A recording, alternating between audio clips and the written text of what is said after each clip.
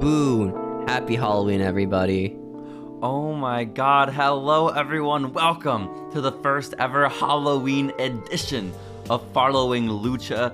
This is an exciting time. Steven, this might be the first and only Halloween edition of Following Lucha, because how often does Halloween fall on a Monday? Okay? This is the first and last Halloween episode on Halloween. Oh my god. Isn't that insane? Well, like, I figure it would probably take like 7 or 8 years for like it to come back around. Yeah. So, but we're not doing that. We're not going to be How a many podcast. Lucha Underground episodes are there where you could like do that, you know? Probably not 7 to 8 years worth. I have to be honest. No. You know, Unfortunate. No. But it's okay. It's okay. Let's enjoy the moment while it's here, Steven, okay? Following Lucha, we're the lore keepers of Lucha Underground. We are also sometimes not the lore keepers of Lucha Underground. Sometimes we get on here and we talk about other shit like zombie movies with wrestlers and Slam City sometimes, like cartoons with wrestlers, or even episodes and of Psych Cartoon episodes. Network. Oh, Psych is primarily... We haven't watched a Psych episode in forever. I kind of miss it. I'm so sad. I miss Psych, man. I like how we don't get the premise of Psych because we just don't watch like episodes about plot. Listen, I understand it now. I understand now that he's not a real psychic, but to any like viewer tuning in for the first time, you would think his flashes are him being a psychic, not just him having a weird memory, you know? Yeah, they portray it like a That's So Raven flashback scene, you know? Exactly. It's like a psychic power because she's like a spirit medium. Psych is honestly just a rip-off of That's So Raven, for being like completely truthful about it, so that's kind of lame. But Steven, what's even lamer than that is the film that we watched this week, because for the Halloween edition, we're not watching a regular episode of Lucha Underground. No, we are not. We are watching the 2014 film Pro Wrestlers vs. Zombies. Woo. Yay! I'm excited, dude. I love horror movies. And I watched wrestling when I was 10. That's cool. That's cool. You know? So, yeah, and when you were a 10-year-old, there were probably a bunch of stars on the television, like Shane Douglas and Hacksaw Jim Duggan. So that's and Roddy Piper. That's really and cool, Matt Steven. Hardy. And I resent you greatly, because now our non-Lucha Underground episodes twice in a row. One was Slam City, which sucked ass, and now we're here with Pro Wrestlers vs. Zombies, which is at least on the same level of sucking ass as Slam City, if not worse. I think because of the movie, they wanted to make like some really weird horror movie, you know, where it's like it's supposed to be really cheesy and really like corny. Yeah. But it's also boring is the thing. And well, I feel like I wouldn't even call it boring. I would not use. That's interesting that that's your takeaway, because that was not my takeaway. My takeaway is that during the movie. Well, no, because I was writing notes throughout, and it was the most insane experience I could imagine, having to keep track of the lore of Pro Wrestlers vs. Zombies, the movie. There's so much lore. We're gonna try to like encapsulate it all in this podcast today, but it will be a hard, trying task. But no, some scenes did linger a little too long. Some of them were like, why is this still happening? But we'll get to it, Steven. We'll get to it, because usually we do. We watch Lucha Underground, we talk about wrestling during that week of Lucha Underground and the current events, but because this is the Halloween special, we are simply doing 2 segments. We're doing Pro Wrestlers vs. Zombies, and we're doing the week of from when Pro Wrestlers vs. Zombies came out, okay? You know the background for this movie? You want to explain it to the listening audience? I tried finding background on the movie. It was a Kickstarter campaign, right? Zombies. Well, I heard it was partially funded by a Kickstarter campaign. Yeah, I think it was also funded by TNA wrestlers and indie wrestlers. Yeah, I imagine the wrestlers in the film may have been the ones contributing. Is my a lot of money. Guess. Well, I can't imagine it was a lot of money. Like, probably the most expensive part of this whole thing was getting Kurt Angle to sign on, because Kurt Angle's in this movie, guys. And then also maybe it was great. The sets where they filmed. I think the soundtrack, like using the music, because they used a lot of music in this movie. Yeah, like, a lot of music. But none of it was recognizable. It wasn't like any of those were household songs, you know? Maybe. No, the Bleacher Report gave it a very positive review. It was stating, it's not trying to be smart or groundbreaking, just a lot of big, silly, violent fun. Well, Thanks, Bleacher Report. The film review that I found, in which a critic said, quote, Pro Wrestlers vs. Zombies holds an amusement that catches your attention when you first hear about it. Alas, this pretty much begins and ends at the title, which is true. It sounds really funny, like the two of us, Steven. You came to me and you had the idea, let's watch Pro Wrestlers vs. Zombies for Halloween. And I said, okay, Steven, that sounds funny. It sounds awesome, right? Like, the premise sounds so cool. It's a zombie movie, but with wrestlers. Like, what's not to love, you know? Exactly. But then you watch the movie and you're like, oh, it's not even, kinda... like, funny bad. It's just, like, horrible, you know? So we're going to try again to put all of that. This movie was directed and written by Cody Knotts. Do you know who Cody Knotts is? I do know who Cody Knotts is, Steven, and he is actually a character in the film as well. And in my notes, I really struggle with names sometimes, or I'll find out a character's name after I've already come up with my own. Oh, no, you're not wrong. My notes have stuff like ginger-haired woman. Well, okay, good. We're on the same page then. We're on the same page. Because how I refer to Cody Knotts throughout the film is fat wrestling promoter. And so... director. He's also the director. He's the writer of the film. He funded the film, so... And again, he does also star in the film. So we have a lot going on there. And he is just kind of like an indie promoter in real life who I guess decided to make a movie. And that's fun. He's the one who started the Kickstarter. And dude, like... That's all the background I could really find about this thing, is that some indie promoter wanted Maybe it's like to a do money laundering scheme, you know? Maybe he did some really messed up shit back then, and this is his way to cover up his drug dealing. You say back then, this was only 2014, you know? 2013, like, it's not a different actually. World. Well, it was released in 2014 on DVD. Excuse you, okay? Oh, excuse you, it was filmed in 2013, and the Kickstarter was also 2013. Excuse you, it was filmed in 2012. Actually, I don't know if that's true. I don't know if that's true, but maybe it was. I won you up. It was the year before. Oh, fuck. It was 2011 when they filmed this shit. They had it in post-production for 2 years. It shows. Yep. It really shows. It really shows. It really does. So, do you want to describe the movie? Yeah, well, I'll describe the opening because a couple of graphics flash on the screen before the movie even begins. And one of them is actually saying that it's a Troma film, Steven. A Lloyd Kaufman Troma film. Which, a Troma? Who is Troma? Do you know what Troma is, Steven? No, I don't know what Troma is. Okay, so like when I saw this, I was actually a little disappointed because I was like, oh no, Troma is like a brand of movie. It's like a movie production studio where it's all like very kitschy stuff, right? Like it's weird sci-fi horror, but it's supposed to be really weird and just like out there and have crazy ass shit. Like Psycho Goreman. Yeah, you ever seen Psycho Goreman? I have not, and I've never seen a Troma film either. I'm just aware of them, like Toxic Avenger and Nukem High and stuff like that. Oh, so it's like those like shitty Blockbuster movies from like the store Blockbuster that you dig through, and it's like $5. Exactly. Okay. And so I was like, oh no, because those films are really self-aware Troma films, you know? And I was like, that sucks that this is gonna be. I thought it was just gonna be like a bad zombie meta humor. movie. Is that the thing? Well, like, I was gonna be looking more forward to it if it were just, like, an authentically bad film.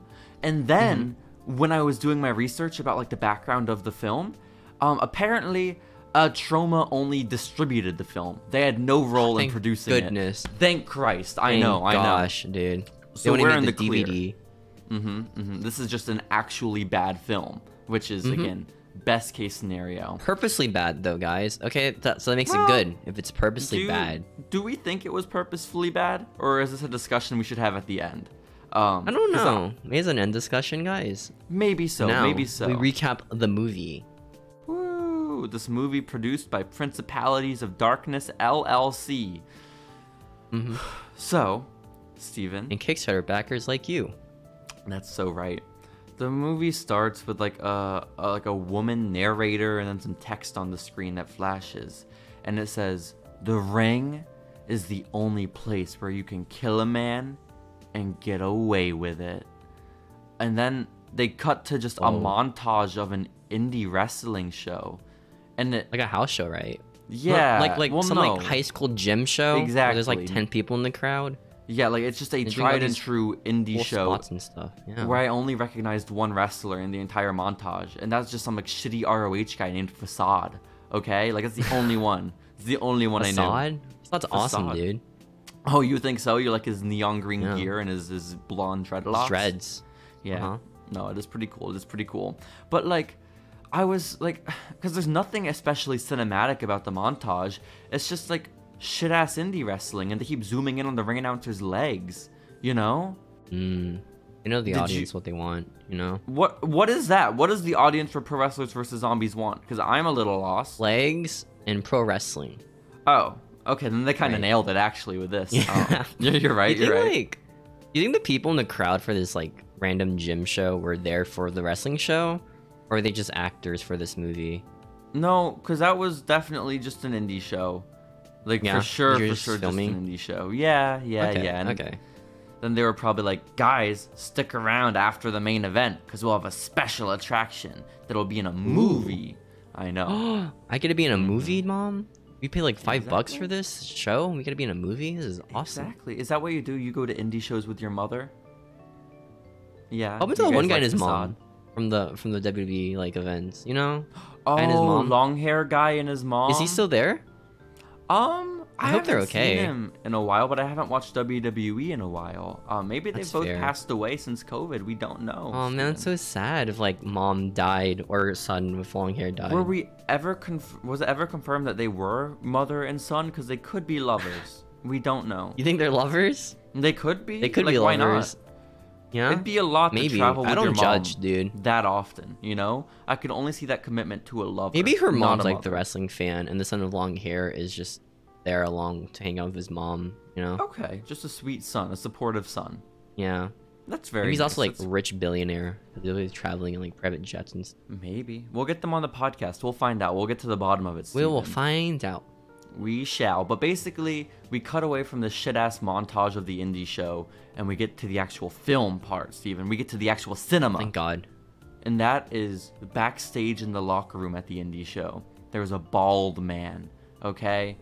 And I, for one, am furious. Just, why would they cast a bald man? I don't know. It's beyond me. But... You don't there's a know bald... Billy?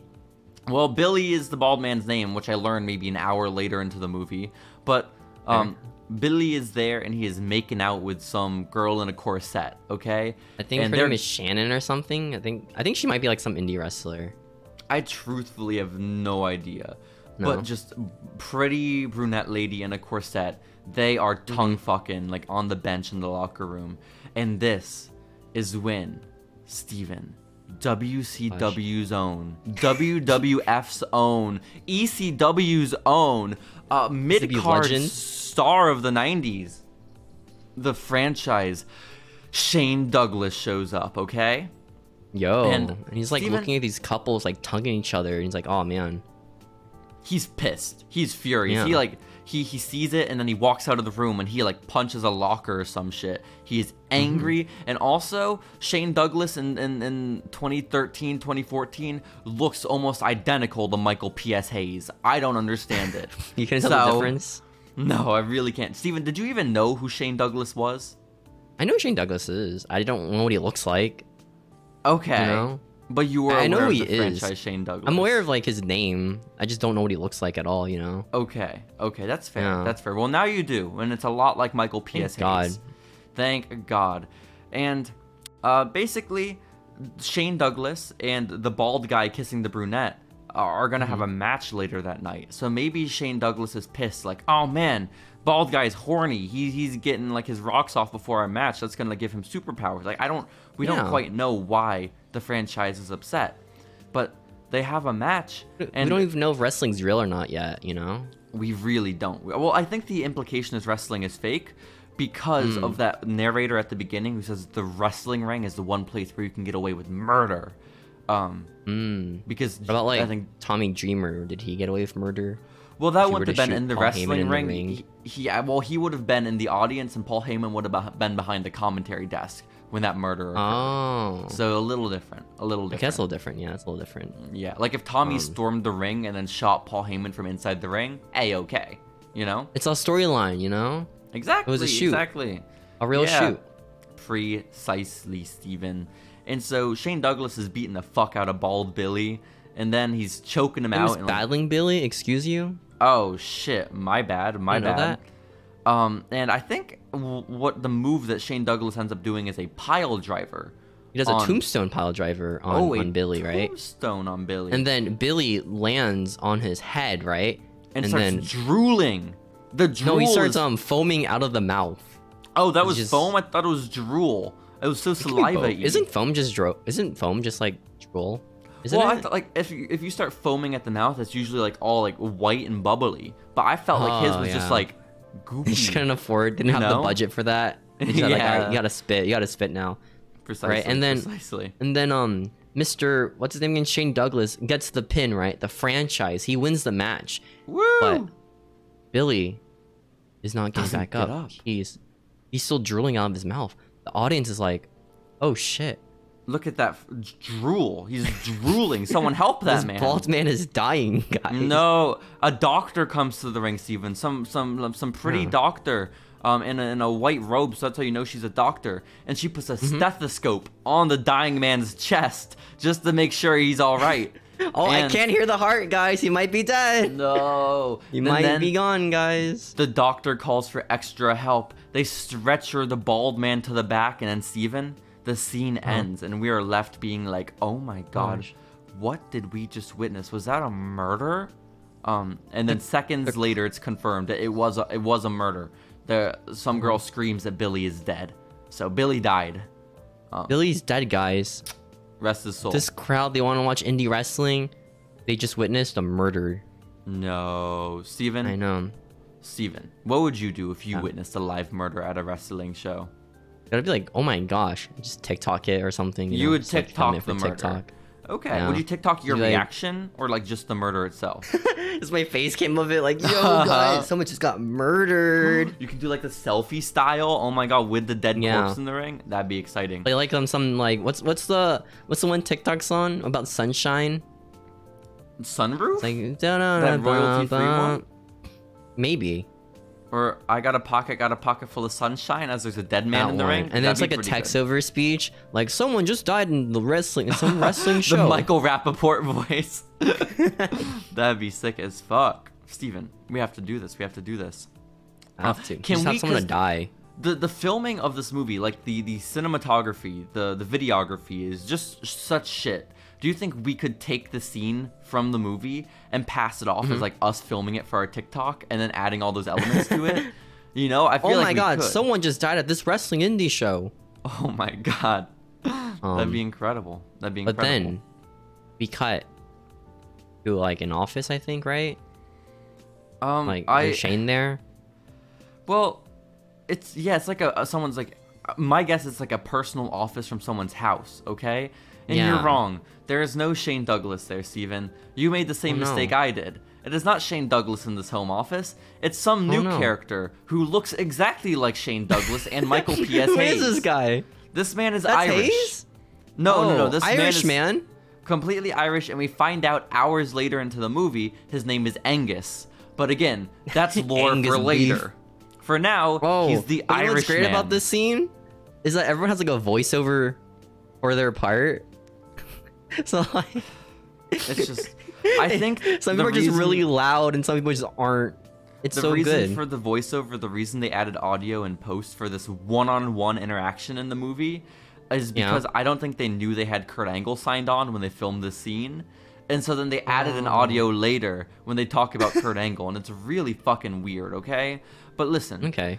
There's an Irish man, and he's actually in a room, Steven. He's in the home office with none other than the maker of this film, the fat indie promoter, Corey Knotts, okay? Hey, that's my boy Knox, dude. That's your boy, Knotts. And the Irish man's like... Well, he has wads of cash with him. Yeah, he's rich and Irish.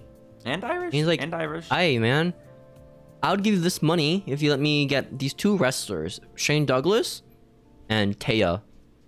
Or is that her name? Taya Parker? Is that her, is that her name? No fucking clue. I couldn't tell you. I could not fucking tell you. Is Taya the girl with the corset? Or no? It might be Taya. Who's Taya? Shayna? Taya Parker? Shayna? Baszler? Oh my god. Baszler? Maybe. That'd be pretty cool. These are just names at this point. And then, Mr. Cody's like, he just starts naming wrestlers that he can give out to the Irishman for his wrestling show. He's so impressed by the wads of cash he was just handed. He was like, dude, I could, for your wrestling show that you want to promote, I could get you so many more people than just the franchise Shane Douglas. Yeah, I can get you Roddy, Hacksaw, Piper? Matt Hardy and his girlfriend, Facade, Thomas Rodman, Rick Grove, the porn star. Does he mention Hacksaw Jim Duggan by name at this point, or no? I think it's just Hacksaw. Oh, okay. It's really weird. I even heard Hacksaw's name. It's really weird though. The others. Because it's like so unnatural when they started like listing off wrestlers. I think it was just by who paid the most money to be in the movie. You think that all those wrestlers paid money to be in the movie? You think Roddy got paid for this movie, or you think he paid in it? Yeah. He definitely got paid. He's he's an action movie star, Steven, you know? He is. He was in It's Always Sunny. Exactly. Oh yeah, and then he was like, I'll also give you former Olympic gym gold medalist Kurt Angle. Such a good deal. And then the Irishman's like, yeah, I guess so, but like, can we just make sure Shane Douglas is there? And then he's like, yes, I can. And so they kind of just, they shake on it, they make a deal. And so Matt Hardy, a porn star, and Shane Douglas are all going to be hanging out together. It's kind of awesome, Steven. And in a prison. Wait, I don't know if you know that yet. Well, yeah, we don't know quite yet that it's going to be a prison where the wrestling show is held. I'm spoiling spots, dude. Don't you dare. But, I mean, give the audience a taste of what's to come, Steven, because what we've been talking about hasn't been too spooky yet, aside from a bald man dying. So, well, I mean, Billy died in front of, like, children. Like, traumatizing for them, you know? Yeah, that's a little spooky. Like kids at an indie show seeing a guy die. Your high school gym's haunted now at the elementary school. That's kind of tough. Yeah, the high school gym at an elementary school. I'm a profound speaker, Stephen. And then the next scene happens, right? And there's like a nurse. She's leaving a hospital. She's leaving her shift at the hospital. Like all snowing and stuff, so it's like winter time. Yeah, and, like, that's important lore. It's important lore. It's winter time during this movie, Steven. Oh my god. It's so cold for everyone. There's like growling in the background. You can hear like a sound effect, right? And the woman's like, I guess outside she's chilling. Alone. Yo, she's she's leaving her shift. She's got off work. She's the only one outside the hospital. And then sometimes it'll cut to scenes of like windows breaking or like glass breaking. Which is really weird. It is a little weird. And the growling you mentioned, Steven, it's not just like unintelligible growling. If you listen close enough, you hear the growling. It says, Barbara. Is that her name? Barbara? I mean, I assume it'd be really weird if they fucking said Barbara and it wasn't her name. And then as she's standing there, magically a hospital bed pops up, right? Or a stretcher, one of them. No, it's a stretcher with like a blanket covering it. It's like, and it's just there in the snow by itself. It's very ominous, okay? And she's like, how did that get there? You know, she's doing her duty as a nurse, you know? She's like, oh no, a patient is left in the cold to die? She goes and she like very hesitantly lifts up the blanket on the stretcher. And I'm thinking to myself, oh my god, this movie's called Pro Wrestlers vs. Zombies. Is this patient zero? She lifts up the covers. No, it's just her coworker. And he's playing a prank on her. He says, haha, I got you. Oh my gosh. And she's like, I'm angry. You're a virgin. Why'd you do that? I wrote that down too. Yeah. Like, this is why you never get laid. And we never see the dude ever again. Ever. But then the girl is like, gosh, darn it, I got. And then she's walking all angry, huffing and puffing to her car. And then she gets kidnapped, Steven. No, it cuts to like an Irishman. He's staring at the woman, right, behind a bush. And then there's also like a sheriff for some reason, also like stalking this woman. And then the Irishman kidnaps the woman with his cane. Exactly. It was crazy, dude. Exactly. And they tie her up.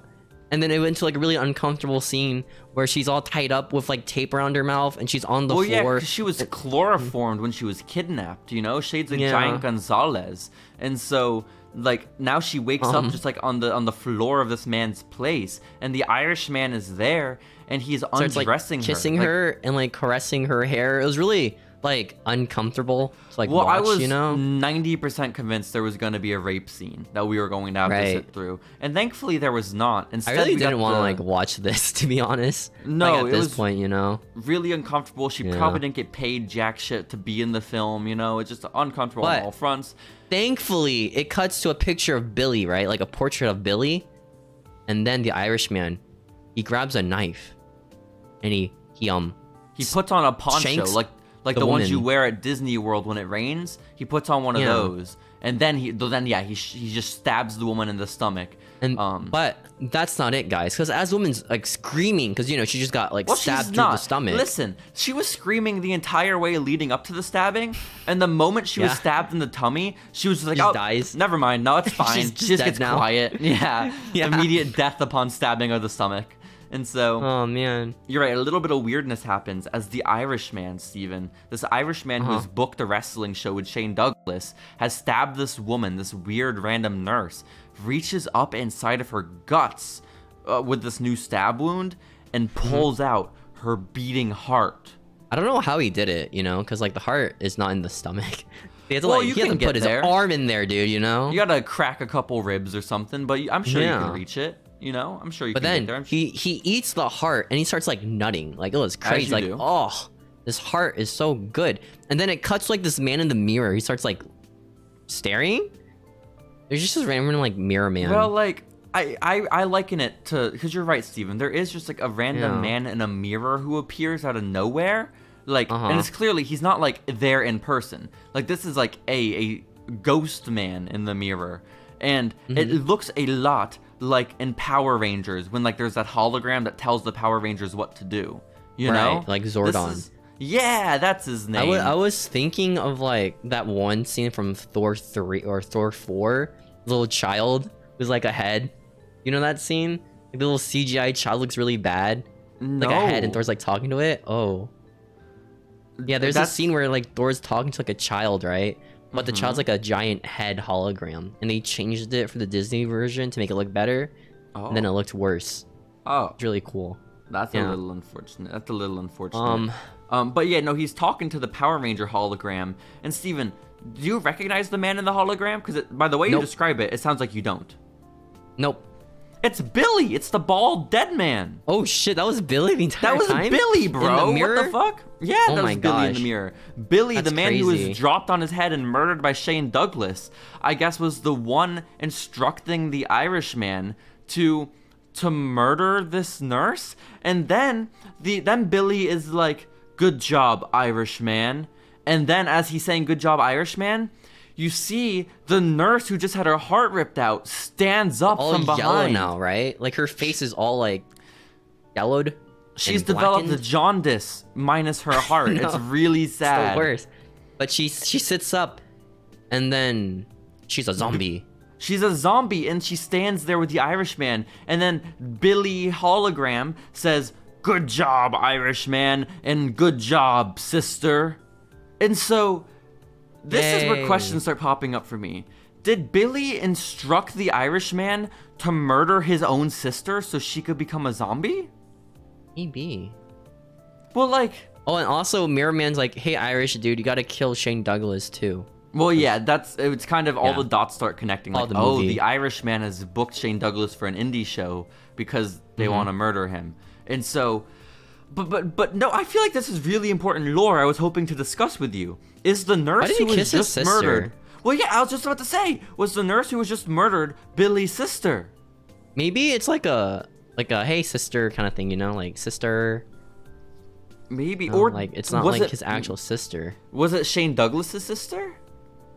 It could be Shane Douglas's sister. Maybe. There was definitely reference to her being a sister, but I don't. Maybe she's like a nun. Maybe. Oh shit. A nun slash so nurse. Then it cuts to a scene of a bunch of punks, right? They're like entering a house doing punk stuff, like walking to houses. That's not how I interpreted it. I interpreted it as like 3 working class men who were showing up to like do a job. Not That's punks. An abandoned house. Yeah, like they just got paid to do a gig somewhere, like to help like move furniture or some shit. I didn't know they were like vagrants. I thought they were misfits, dude. And they started walking inside the house, right? But then right, we see a zombie nurse, and the zombie nurse starts eating them. It was crazy. Yeah. So like they are like the 3, I guess, punk misfits are discussing like, "Oh, I don't know, man. I don't know about this." And the other one's like, "No, man, they're gonna pay us a lot of money for this gig." And so then they walk in. Yeah. And it was just them being lured to their death as the zombie nurse just decides to murder, kill, and eat all of them. Also, zombies are insane in this movie. They can, like, run, which is, like, very scary, you know? They can run, and they have super strength. The zombie nurse is throwing them around like she is fucking Hulk Hogan. It is crazy as shit, Steve. Yeah, and then, like, there's this one scene where, like, one of the punks, like, drop down from, like, a balcony, and she also jumps down, right? Breaks, like, her ankle, but then she gets back up somehow. Did you like the part where she RKO's one of them? That was sick, because, like, the Irishman is also in the scene, right? And, like, he has super strength for some reason, and he, like, picks up a light post, right? Like, just from the ground, he just picks it up and starts whacking the punks with it. And then, like, they do a 3D on, like, the punk. Like the move 3D, right? Like the Dudley Boys' finisher. Bully Ray is fucking pissed off. Bully Ray can't stand it. He got on Twitter afterwards and was demanding royalties. It was insane. Why did this random zombie movie do my finisher? That's fucked also, up. That's the only zombies who did, like, wrestling moves the entire, like, movie, by the way. No more zombies do wrestling moves kinda. But, like, so basically my impression here is that they are starting to build an army, the Irishman. Yeah. And Billy the hologram. And then we also learn that Irishman has supernatural powers that does also, like, make his strength, like, better. Well, he's able to communicate with the dead, so, like, that's already one strength of his. And so he's a very powerful being, you know? But why? We don't know what Irishman's motivation here is. Why is he helping dead Billy? You know? Dead bald Billy. Why? For why? Does have a picture of Billy in his sacrificing room, you know? That's a great question, too. Or are they just, like, friends in real life? What's the deal? What's the deal? And now the army of zombies has increased with these punks being killed and bitten by zombie nurse. This is the plan, Steven. Just think about it. Let's take a little pit stop right here in the lore, and let's think about what's happened so far. A wrestler was fucking a girl, and then I guess just making out with the girl. There's a difference. Then was murdered. Hugging her. And now has decided, because he was murdered by accident in the wrestling ring, that he's going to start an army of zombies to take down the wrestler who accidentally killed him. Just to clarify, fair, you know? In case anyone hasn't been able to follow along so far. Good. But speaking of the wrestler who killed Billy, we cut to Shane Douglas and his family, and they're just chilling. They're eating, like, half-eaten fruit and bagels and banana peels. Fuck yeah, cool, it's revealed that this is Shane Douglas, the franchise. It is his brother's home. So, like, he's there with his brother, biological brother, his sister-in-law, so that brother's wife, his nephew, their kids, and then also his mom is there, the franchise's mother. So, like, his whole immediate family is all there. And this is when I realized, this is so sad. Shane Douglas doesn't have an actual family. He doesn't have a wife or a child to call his own. Did they give Shane Douglas a family in this movie? Or is this his actual family? Well, like, it's probably actors, but I feel like if Shane Douglas did have a wife and kids, they would have had people playing his wife and kids, you know? Right. Like, instead, he's just like the silly wrestler uncle. Like, that's his whole gimmick. And he's like, oh, little nephew, one day you're going to come to the wrestling shows with me. And then sister-in-law mom is like, oh, we'll see about that. And she's like really put off by it. And then the nephew's like putting the franchise over. He's like, oh, the franchise is my favorite wrestler, guys. He's awesome. And Shane Douglas is like, yeah, I'm pretty awesome. Again, just to clarify, the franchise, Shane Douglas, was at his peak in the early 90s. At this point, he is a rundown fat old man who looks like Michael P.S. Hayes, who can barely move. This is the wrestler we're talking about, okay? It's very reminiscent of Randy the Ram Robinson. I mean, yeah, I guess his nephew does love him. And then they walk outside, right? Shane Douglas and the boy and the nephew to walk outside, and they're like talking, right? And the boy is putting his uncle over as a wrestler, saying he's awesome, they're bonding. He's great, they're bonding. He's amazing. And then Shane Douglas is like, all right, I'm gonna go to my next indie booking, guys, later. And then the boy walks back into the house, right? There's a camera pointing with POV. Like behind his back, walking back to his house, right? Hell yeah. And then as the kid enters the door, he sees fruit and blood. Not fruit on the kitchen and blood. Table. Oh I know. It was crazy. There were half-eaten grapes there and stuff. It was scary, right? And then the kid, like, what happened? Why is there fruit on the table and blood? And blood. Maybe someone cut their finger when chopping up an apple. That's horrible. Maybe. That's terrifying. This is so spooky. Maybe. And then he walks into the kitchen, right? And there he sees it. The zombie nurse? Is it the zombie nurse? Yeah, the zombie nurse is there. Yeah. She's murdered the entire family. She's just eating everyone. eating everyone. And then the little boy nephew is like, oh my god, what the he's like traumatized, he's frozen. Why did it say that? It cuts to the boy's face. He's like, no. Just the most he's monotone face ever. He's not traumatized at all. Well, it's fair. This is realistic. This is realistic, Yeah? Steven. They talk about it. You think? Our reaction to stressful situations, it's flight, fight, or freeze, okay? And this little boy has not developed healthy coping mechanisms. He is frozen, okay? He's frozen in place. And then his mom is yelling at him as she's being devoured by the nurse. Go! Run, franchise's nephew, run! And then run, my son, run! Her son decides, I am not gonna run. Instead, I'm gonna go check on my dad who's over here on the floor. And so he like taps his dad on the shoulder and is like, Dad, what's up? And the dad turns around. Dad, I need you, Dad. Dad's a zombie. Dad eats his own kid. Oh my gosh. That's it. Scene's cut, by the way. Kids, fucking dead, guys. Shane Douglas has lost his entire family in one foul swoop. This is what he gets for murdering a man by accident in a wrestling ring. It's his whole family murdered. This poor washed up like WCW wrestler's family just died, you know? But that's okay, because we cut to Shane Douglas. He's in the office of the director, Cody Knox, right? Cody Knox, the fat wrestling promoter, and he's like, let's go. Yo, Cody, you're not like Paul Heyman or Vince, okay? Those guys, they suck. You, though, you're different, Cody Knox, okay? You're pretty cool. Why do you keep calling him Cody Knox like he's Mike Knox's brother? It's Knott's, like Knott'sberry Farm. Like it's K-N-O-T-T-S. It's N-O-X, isn't it? T-T-S, knots. Oh, I wrote like N-O-X. Tying knots in a bow, tying knots in your hair. Knots. Oh my god. Shane's like, yo, I want money, okay, before the show, okay?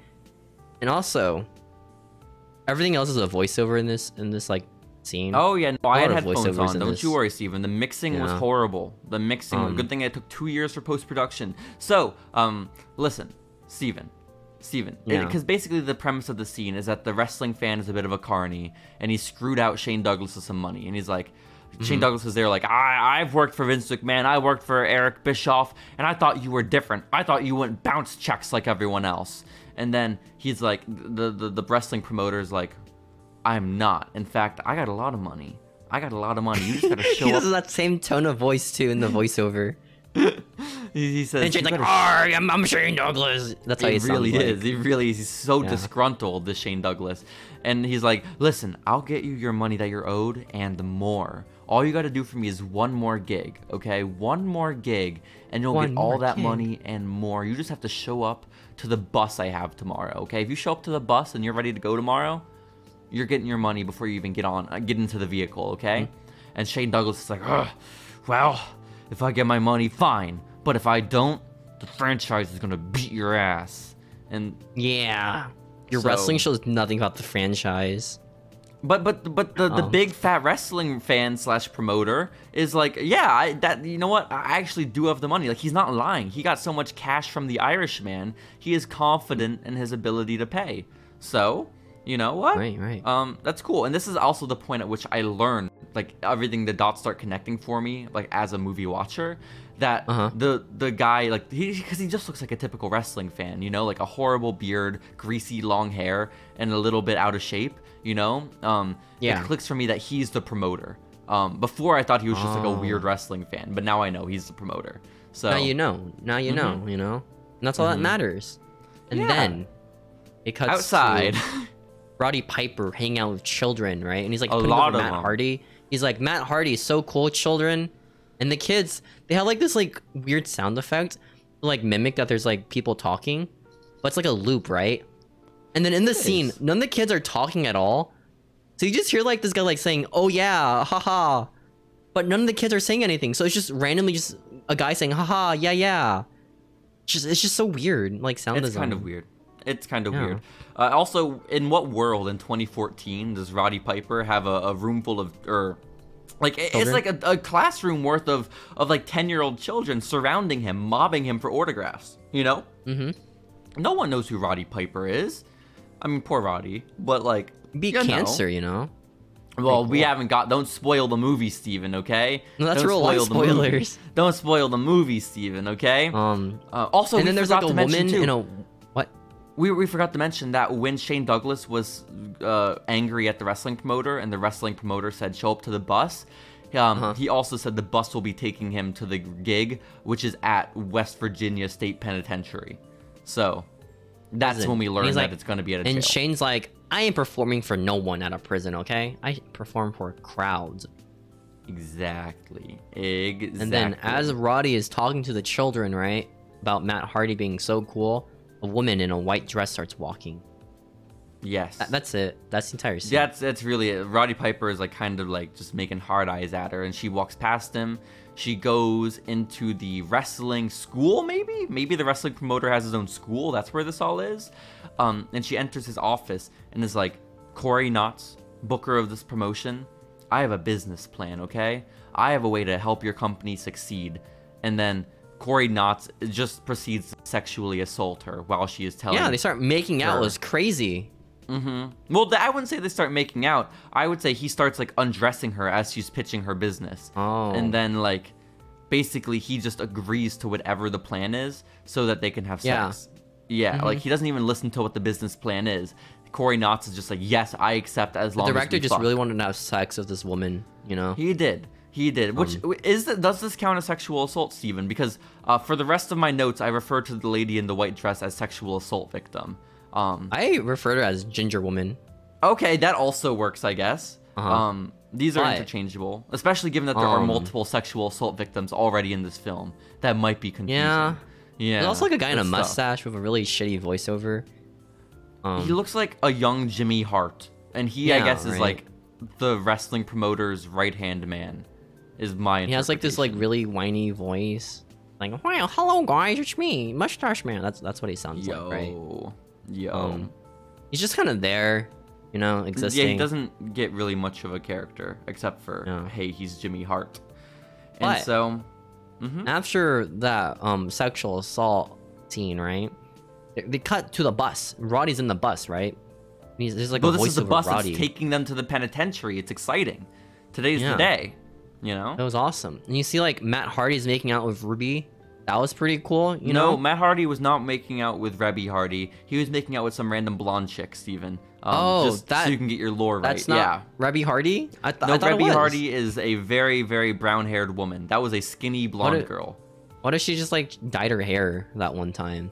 But she shows up in 2 scenes later with brown hair, is the thing. So that's my only concern. God. Yeah, just some random chick. Just some random chick that Matt Hardy is making out with, just tonguing hard style.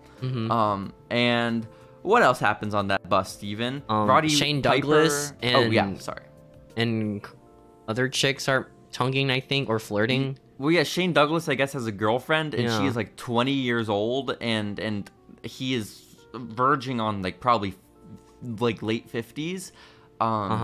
And he is just like, he like grabs her and places her on his lap, and then they start making out. And then Roddy Piper is sitting there next to the ginger / sexual assault victim, and then he like kind of like makes eyes at her like, hey, they're making out, should we? And then she just kind of like stares ahead and dissociates, and then no, Roddy, you're like my dad's age, so probably not Roddy Piper. This is the implication. And then they stop, the whole bus full of wrestlers stop off at a pizza shop, I guess, like at the pizza store, right? And there's also voiceovers here, which is really cool because like I like what sounds are coming out of a pizza parlor, you know? Like no one's in the pizza place. What sounds are they trying to cover up? Dude, I don't know. Maybe the fucking speakers on. They were playing like Miley Cyrus in the background, and they couldn't have it. But like you hear the people talking, but their lips don't match like their sounds. Right? No, it's horribly, horribly mixed. This entire film. I don't know how it happened, because there are points like where there is like white noise, like just in the background of some scenes that disappears in other. Well, it's like the same scene, but like different shots, right? So one camera angle will have this background white noise, and then a different camera angle will not. So it's jarring. While like despite you're watching the same sequence, like. The sound, it's fucked, Steven. The whole entire thing is fucked. And then Shane's just being a dick, right? He pushes one of the girls, off like his girlfriend. their Shane chairs, Douglas right? shoves his girlfriend off of the booth to the ground. Is like, haha, I shoved you because you're a woman. And then Ginger lady starts laughing, right? People in the background are also laughing. But then, I caught her Tatiana in my notes. She grabs a cup and just pours the water on the ginger lady's face, right? just to clarify, Shane Douglas's girlfriend is Tatiana from this point forward. Tatiana. Okay, Yeah. very good. And then Roddy's like, dude, what the fuck, dude? Why would you do that, woman? Why would you throw water in my love interest's face? Says Roddy Piper. And then Tatiana is like, you got that piece of ass? Fuck you. And then she storms off, right? Well, no, that doesn't happen. Roddy Piper's the one who storms off because he gets up and he says, listen here, Tatiana. Listen here. You suck and you're a bitch and you have fake tits. And then he leaves. And he says, I like my women natural. Yeah. And again, he also spits on her. And then the Tatiana's like, well, sorry, Roddy, for hurting your piece of ass. That's a direct quote, by the way, guys. I wrote that down. That's great. Thank you for that direct Not sexist. translation. Like, what's tough is that Roddy Piper, at this point, I wanted to root for him. I wanted to be on his side. But he has just been so horrible to a woman. Everyone kind of sucks towards women in this, like, movie. Yeah. You know? Like, because even the sexual assault victim was just laughing at a fellow woman for being assaulted by Shane Douglas. So, like, just no one's in the right here. It's all just a bunch of assholes in this bus and pizza parlor. You know, that's the setup, you know? Like, you don't want these characters to live. You want them to get murdered. And that's the fun part about horror movies. But then we cut to a band, right? They're at the prison, right? They're practicing their band playing there's abilities. no indication. Like, we have no point at this point to gauge where they are. In a room. They're just in a room, right? Here is a group of 4 guys we have never seen before who have instruments. I think they're in the in front intro. of them. I think they were in the intro for the high school gym. I think they're playing there. Okay. Well, right? And they start like playing their drums, right? But then 20 zombies just pop up and just start eating them. It was insane. There's just so many zombies just like devouring these poor band people. Just like 4 dudes in a band are just, they have zombies sicked on them. And this is when I'm like, oh my god, the army is growing. The army of zombies to take down Shane Douglas is growing. This is so terrifying. And then Roddy cuts to him, right? There's like a voiceover and he's like, holy shit, where are you taking us, guys? Well, because they pull up outside the penitentiary. They finally arrive, Steven. But the penitentiary is the least spooky penitentiary ever. It looks like a courthouse, okay? I think it is a courthouse. That's so Maybe it's like in Ireland. In Ireland. You think that's where it looks like a church or courthouse. It does not look scary in the slightest. But Roddy Piper knows. He sees the courthouse and he's like, this is a scary prison. I am so afraid right now. I don't like this place. And then the sheriff or police guy from the stalking scene's back. Remember that? When Not really. He got kidnapped and the sheriff was there stalking her. He's on the bus and he's like, hey guys. Well, he's the bus driver, Steven. This is what you forget. This wrestling show does not have an ending that we wrote, okay? There's no predetermined ending here, guys. You guys are gonna fight for real. For real money. To have a chance to challenge the gods and become heroes. All right? Some shit like that. Now give me your phones. He does want phones. Yeah. Roddy Piper says, no, I won't give you my phone. And that's basically the whole scene. And the police guy's like, why won't you give me your phone? And Roddy's like, I don't have a phone. And if I did have a phone, I wouldn't give it to you. But again, just imagine the scenario. Yeah. You are a wrestler. You are a Matt Hardy, okay? You're on a bus. You're pulling up to this indie gig. And then the bus man in a police outfit stands up in front of the bus when you arrive and says, hey, guys, you guys are going to be fighting for real tonight. But you can win a lot of money. So, like, become a hero. Just a confusing experience all around. You know, if I'm a wrestler, I'm like, I'm not going in. I'm not going to fight for real. I only know how to fight for fake. You know, but they don't seem to have that same. Yeah, Punk can even fight for real, dude. That guy's like 0-1 now in UFC, you know? Exactly. So, that's. Steven, this all fucking sucks. And then they go inside the prison, and there's like they go to the gym, right? Of the prison, which might just be the high school gym from the first scene, but reused. It feels like it. It feels a lot like it. Actually. But listen, Steven, the most absurd part here is that no one is here yet. Like, the bus has just arrived to the prison. It's an empty, like, warehouse, essentially, at this point. There's a wrestling ring. It's empty, except for one man. And that one man is Hacksaw Jim Duggan. And he's just waiting there for everyone with his 2x4. And it's he was at there this first, point, you know? Well, yeah, it's at this point that I think, because I did not hear his name listed off in the earlier scene when Corey Knotts is like, I'll get you all these wrestlers. I didn't hear Hacksaw Jim Duggan. So when he shows up in this scene, I'm caught off guard, and I start thinking to myself, is Hacksaw Jim Duggan a bad guy? Is he part of the setup? Is he with the Irishman? He didn't want to be on the bus. He like Ubered there, you know? Yeah, I guess he did Uber there. But again, at the time, I was really concerned. Like, is Hacksaw Jim Duggan a bad guy? This is crazy. Can we trust him? Why would they make Jim the bad guy? But then, the red-haired chick, right? Ginger lady, she sees blood on the floor, and she's like, oh shit, guys, there's blood on the floor. And then Jimmy Hart comes over, the fake Jimmy Hart, and he licks the blood off the floor, and he's like, no, that's corn syrup. Shut up, girl. Don't ruin this for me. Dumbass. And then they fuck. Yeah. I don't know why they fucked. They just fucked for no reason. There's no point. Like, they see syrup on the floor or blood, right? He licks it. It's like, oh, this is corn syrup. And they start fucking, like, on the spot. I was like, what is happening? Yeah, but they're not the only ones fucking. Yeah, everyone. Hardy and his girlfriend are fucking, and then you can hear like a voiceover of them like making out, and you can hear Matt Hardy's sex talk, and it's so weird. Because I don't want to hear Matt Hardy's sex talk. I disagree.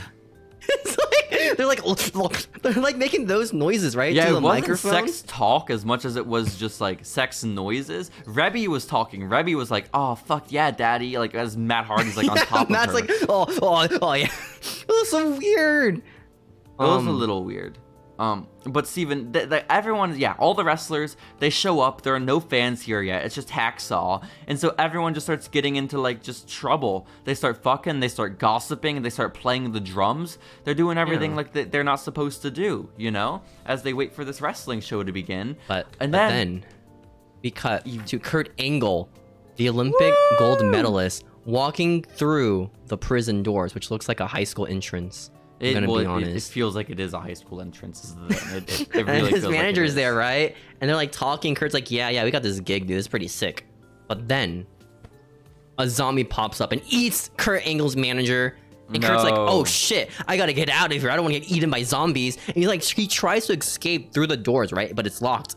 Because somebody locked him in. Well, like, listen, yeah. It's like, you know how sometimes when you enter a building, there's like a little kind of like 5 foot, 10 foot, like little room before you go into the actual entrance. Like, it's just a kind of like windowed area.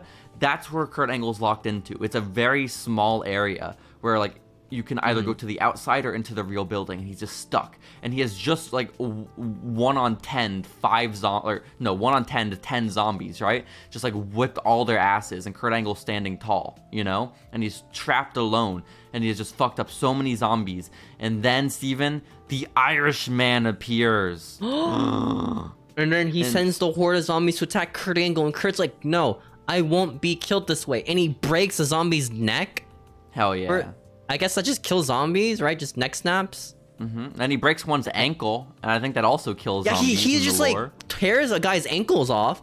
That zombie's dead, you know? You can't survive that ankle snapping. He does like an angle slam on one of them. That zombie also dead, right?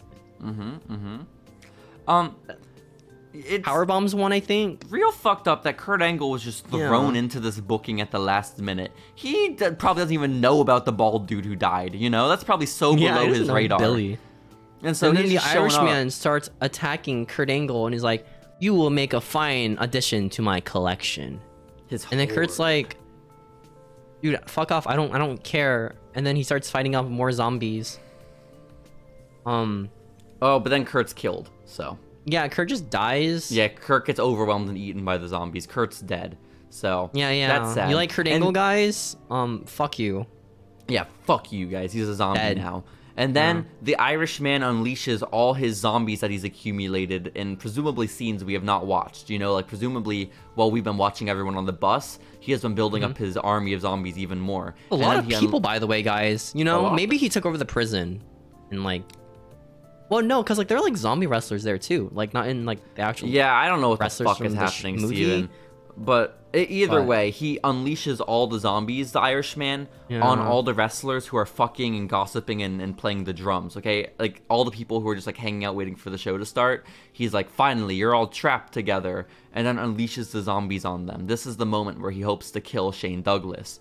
And we're only 35 minutes into the hour-and-a-half film. And then there's, like, a really muscular guy wrestler. I think he's the porn star one. I don't know. And he's like, this is awesome, right? Because he loves zombies. He said, this is like Zombie 2000. I don't know what that's referencing. Yeah, that's a good game. His gimmick is like being a gamer, I think. It's a really like lore-heavy character, this porn star, because he's a porn star and a wrestler, and he's really buff and fit, and he's a gamer. Exactly. He's like TJP. He's just like TJP. And then the zombies start attacking the wrestlers playing in the band. One of the wrestlers dies. He has like blonde hair and glasses. That guy's just dead. Rest in peace. Yeah, fuck that guy. And then all the wrestlers start huddling up and like, hey guys, we gotta do what we did in 81. Hell yeah. Hell and they work together. Well, actually, before that happens, even before they huddle up and they make a plan, like all the living people, we get this sick ass scene where it's like in the wrestling ring, it's the franchise Shane Douglas, Roddy Piper, and Hacksaw Jim Duggan, just the three of them, 3-on-1ing a zombie Kurt Angle. Oh my God, that's so sick. Yeah, zombie Kurt Angle was like attacking the franchise, right? The entire time. Do I have your permission to make zombie Kurt Angle the thumbnail for this episode? Yeah, you can do that. You can totally do that. Fucked up, okay? Dude, Kurt Angle looks awesome, dude. Kurt Angle, he's the only cool-looking zombie in this entire movie. Kurt Angle did an interview about it, and he said that they spent 4 hours on his makeup, which is just like, oh my gosh, fucked that's up how the budget went. It really was. I bet Kurt Angle spent more time on this movie for his 2 scenes than like half like the main cast, you know? You think? The people, I think another zombie scene looked pretty cool near the end. But also I think Kurt Angle zombie dies. Disagree on that. I think so too. I think they 3-on-1 him to death is the thing. Yeah, they just Eiffel Towered him, I guess. I don't know. Which, wow, I guess all the zombies just have a lot of respect for zombie Kurt Angle, because none of them get into the ring to interrupt. They trust Kurt Angle to take on Hacksaw. Kurt Angle? Yeah, we gotta watch this match, dude. This is Shane a Douglas dream and match. Kurt Angle, Roddy Piper and Hacksaw. This is it's not keep in mind, it's favorite wrestlers fighting each other, dude. Not a fatal 4-way. The dream match is Shane Douglas and Hacksaw and Piper versus Kurt Angle 3-on-1. That's the dream match. Oh my god. But Steven, that was the point where they all huddle together and they make a game plan. And they're like, oh man, what are we gonna do? Kurt Angle does like an angle slam on Shane Douglas and then puts him in like an ankle lock. So sad. That was pretty cool. So sad. It was pretty cool. And then but the big plan that they create is that they're gonna like just run through the zombies. They're like, let's just run, like brute force our way through all the people that are eating other people. And that's kind of just what they do. But then it cuts to like the Irishman speaking on the speakerphone. Maybe, I don't know. And he's like, I hope that piece of ass was worth it. I got your whole family now. And it cuts like Shane Douglas's nephew as a zombie. And Shane's like, no, not my nephew. Oh man, that really sucks, man. Did you like get an extended version of this movie? Because I don't even know what you're talking about, man. You didn't get this scene? What the fuck? Yeah, I watched it on Tubi. Did you watch it on Tubi? I watched it on Peacock, man. Okay? Oh, that's probably why. You got the uncool version. I got the Tubi version, dude. God damn. Well, I think you skipped a couple parts, Steven. You skipped the part where like all the wrestlers are like convening, like, you know, when they were just huddling and they decide, let's run through the zombies. They run through the zombies into a closet, and this is the closet where Matt Hardy and Rebby Hardy are fucking on the ground. Yeah, I saw that scene too. And Roddy's like, bro, what the fuck are you doing? Why are you fucking here? Okay, like people are dying. And Matt's like, bro, chill. I'm just having sex with my girlfriend, maybe Ruby Sky. Well, why is her name Ruby now? Her name is Rebby. It's always been Rebby. Rebby Hardy. Rebby Hardy. Rebby Hardy. And then the sexual assault victim / Ginger says, I've got to get out of Moronville. Yeah, and then she becomes a badass all of a sudden. Which is cool. That's cool. She gets like a sword and shit, and she's like, I'm a badass ginger woman now. I don't know how she just is. All of a sudden she kicks into like the protagonist of the film. From this point on, she is the main protagonist, the girl who has propositioned Cody Knotts with a business plan. Why she is even here is beyond me, but also Dreadlocks wrestler guy in the neon gear, he's left by himself in the ring. And he's like fighting off the zombies. He's doing like flips and shit. And there's like a diving senton into a zombie. Thankfully, none of them can eat him. He's just too fast, right? And doing his wrestling flippy stuff.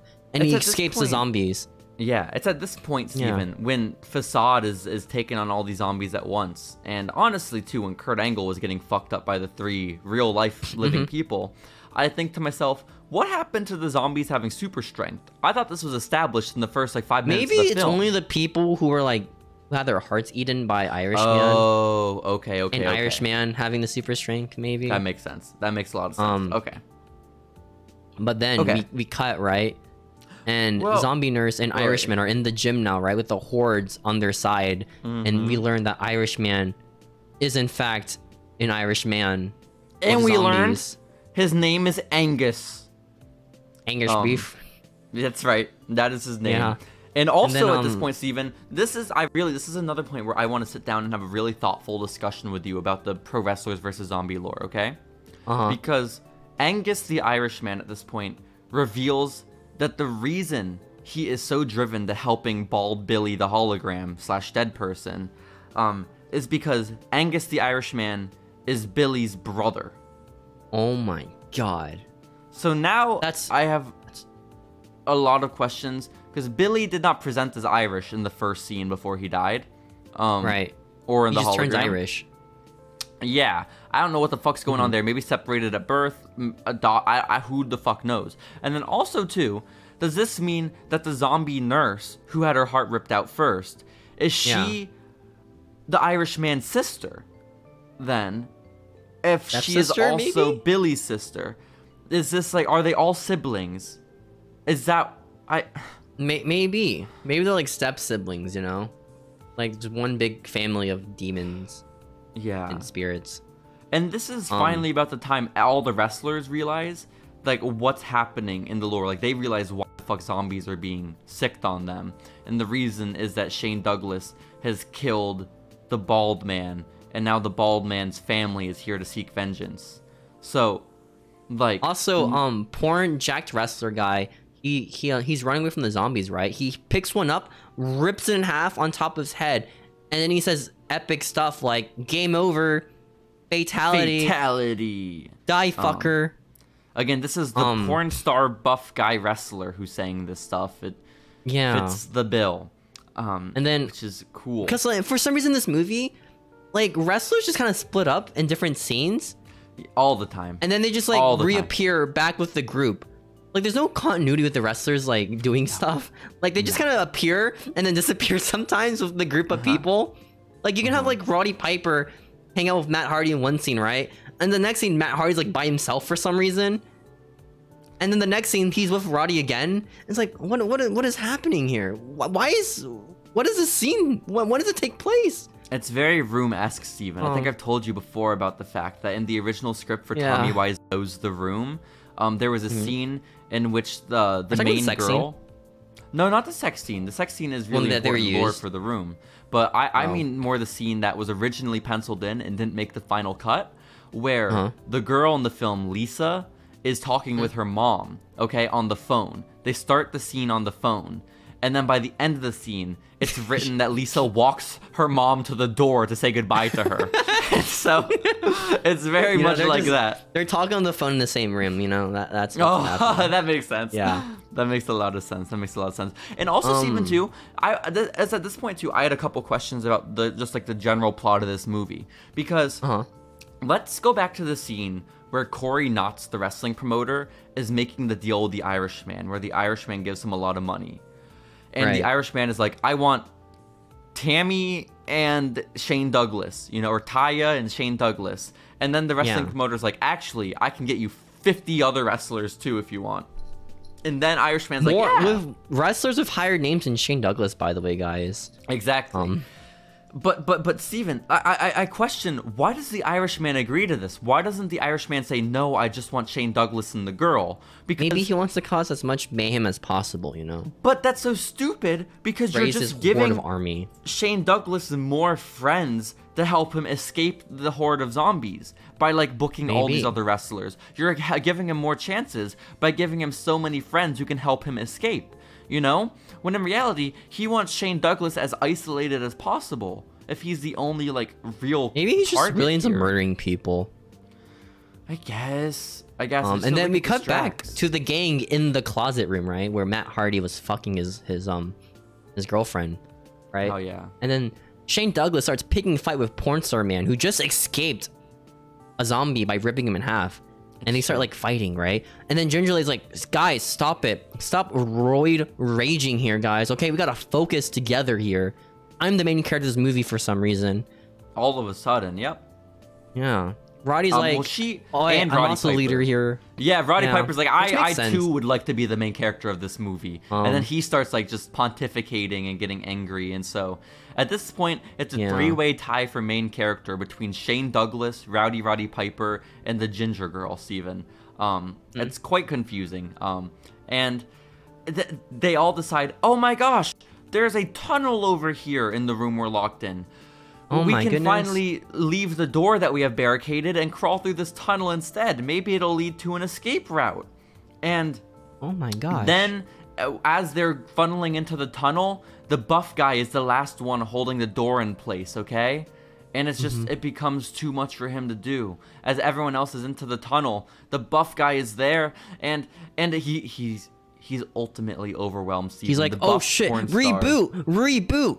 He's yelling out because he wants to like well, he's a gamer. Respawn. I don't know if you remember, he's a gamer, guys. He's like, oh, reboot! Ah! And he starts yelling, right? Because zombies start eating him.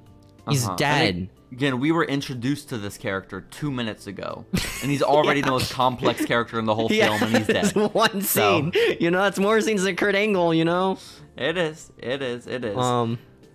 So they all crawl into the tunnel. And Matt Hardy at this point is not in the tunnel, or he escapes from everybody. He gets separated from the group some fucking how.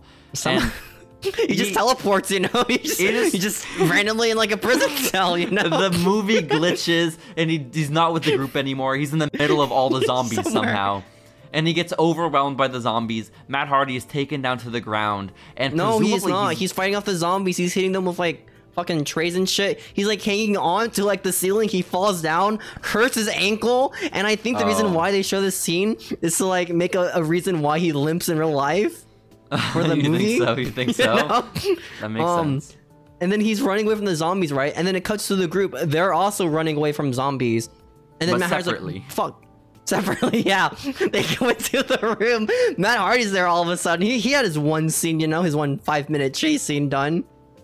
Well, I thought what happened here, Steven, is that Matt Hardy at this point, like, he gets separated from the group, because, again, they're running separately from zombies, and then Matt Hardy gets overwhelmed by the zombies, and, again, gets, like, he gets eaten, and then Roddy Hardy sees him on the ground being eaten, and is like, no, Matt! And they open up the door, and they drag Matt in to, like, hopefully save him or some shit. And half his body is gone. Well, yeah, the zombies are holding on to his legs, the wrestlers are grabbing him by the arms, so they only pull Matt Hardy from the torso up into the room. His legs are detached from the rest of his body, and Roddy Hardy is screaming about the dead Matt Hardy in her arms before the dead Matt Hardy bites her, and then she becomes a zombie, and she says, I'm gonna kill you! Which is really cool, because she's a zombie. Yeah, I don't know how she's the only zombie who speaks in this movie, guys. It's really cool. It's a lot. And then Ginger Lady grabs her sword and cuts her head off. Woo! Let's go. And doesn't, like, Shane Douglas or someone just stomp in Matt Hardy's head? I think Roddy stomps on Matt Hardy's head, which is pretty cool. Okay. Very good. Yeah. Very, very good. And what the fuck happens next, Steven? Shane Douglas and Hacksaw Jim Duggan now are on their own, separated from the group somehow. Yeah. Okay? They just kind of spawn again. They just kind of exist in some scenes and don't in other scenes. It's really cool, guys. And Shane Douglas is like, oh, Hacksaw, I just want to say thank you so much for helping me get into the business 30 years ago. And then Hacksaw Jim Duggan's like, oh, of course, brother. You don't have to thank me for that, brother. Anytime. And Shane Douglas is like, if we don't make it out of here, you know, just tell the people I love that I love them. And then Hacksaw's like, Deborah, talk to Deborah if I die, dude, okay? Tell Deborah I love her. You know Deborah. We're family friends. I love you, Shane Douglas. And then they're like, oh my god, I love you too, Hacksaw Jim Duggan. And then Steven, what happens? A horde of zombies start chasing them. And Shane's like, alright, I'm gonna lock the door now. Fuck you, Jim. Yeah, he locks Hacksaw Jim Duggan out of the safety room, and Hacksaw Jim Duggan is then left to fight off a bunch of zombies. Yeah, but he like has everyone else, plank of wood. He does. He starts 2x4s. swinging at the zombies. They cover him up, right? They're starting to hoard him, and then Hacksaw powers out. He starts hitting more zombies with his plank of wood, and then he gets taken over again by zombies. And he reaches his hands out to the window, blood on it. It prints his paw print on the window of blood, and it drags down. He's asking for help, but no one will save him. He's dead. Hacksaw Jim Duggan died. Dead, dude. I feel horrible because Hacksaw Jim Duggan was my favorite character at this point because I went through so many emotions. Fucking wood. I thought to myself at first that like Jim Duggan's a bad guy. Jim Duggan is part of orchestrating all this murder. And then I was like, oh my god, he's not. He's beating up Kurt Angle. Hacksaw Jim Duggan's awesome. Oh my god, Hacksaw Jim Duggan has a loving wife at home that he's fighting for. Hacksaw Jim Duggan is dead. This is all. He had the best arc out of everyone in this movie. Let's be honest, okay? And then also Shane Douglas reappears with the group. By the way, guys, it's I don't know how this happens. Somehow, and he's like, there's like a prison cell, and he locks himself in there, and then Dreadlocks guy's with like, his lover. Well, what happens is Shane Douglas and his lover are running with Facade. Okay, Facade, of course, being the blonde dreadlock guy. Were they in the last scene? I don't fucking know. No, I don't know how this happened, but now they're together, the three of them. And this, as much as it's confusing for you to listen to us talk about it, I promise it was just as confusing and nonsensical to watch it. Okay, so please don't shoot the messenger. Shane Douglas and the girlfriend run into this prison cell to escape the zombies.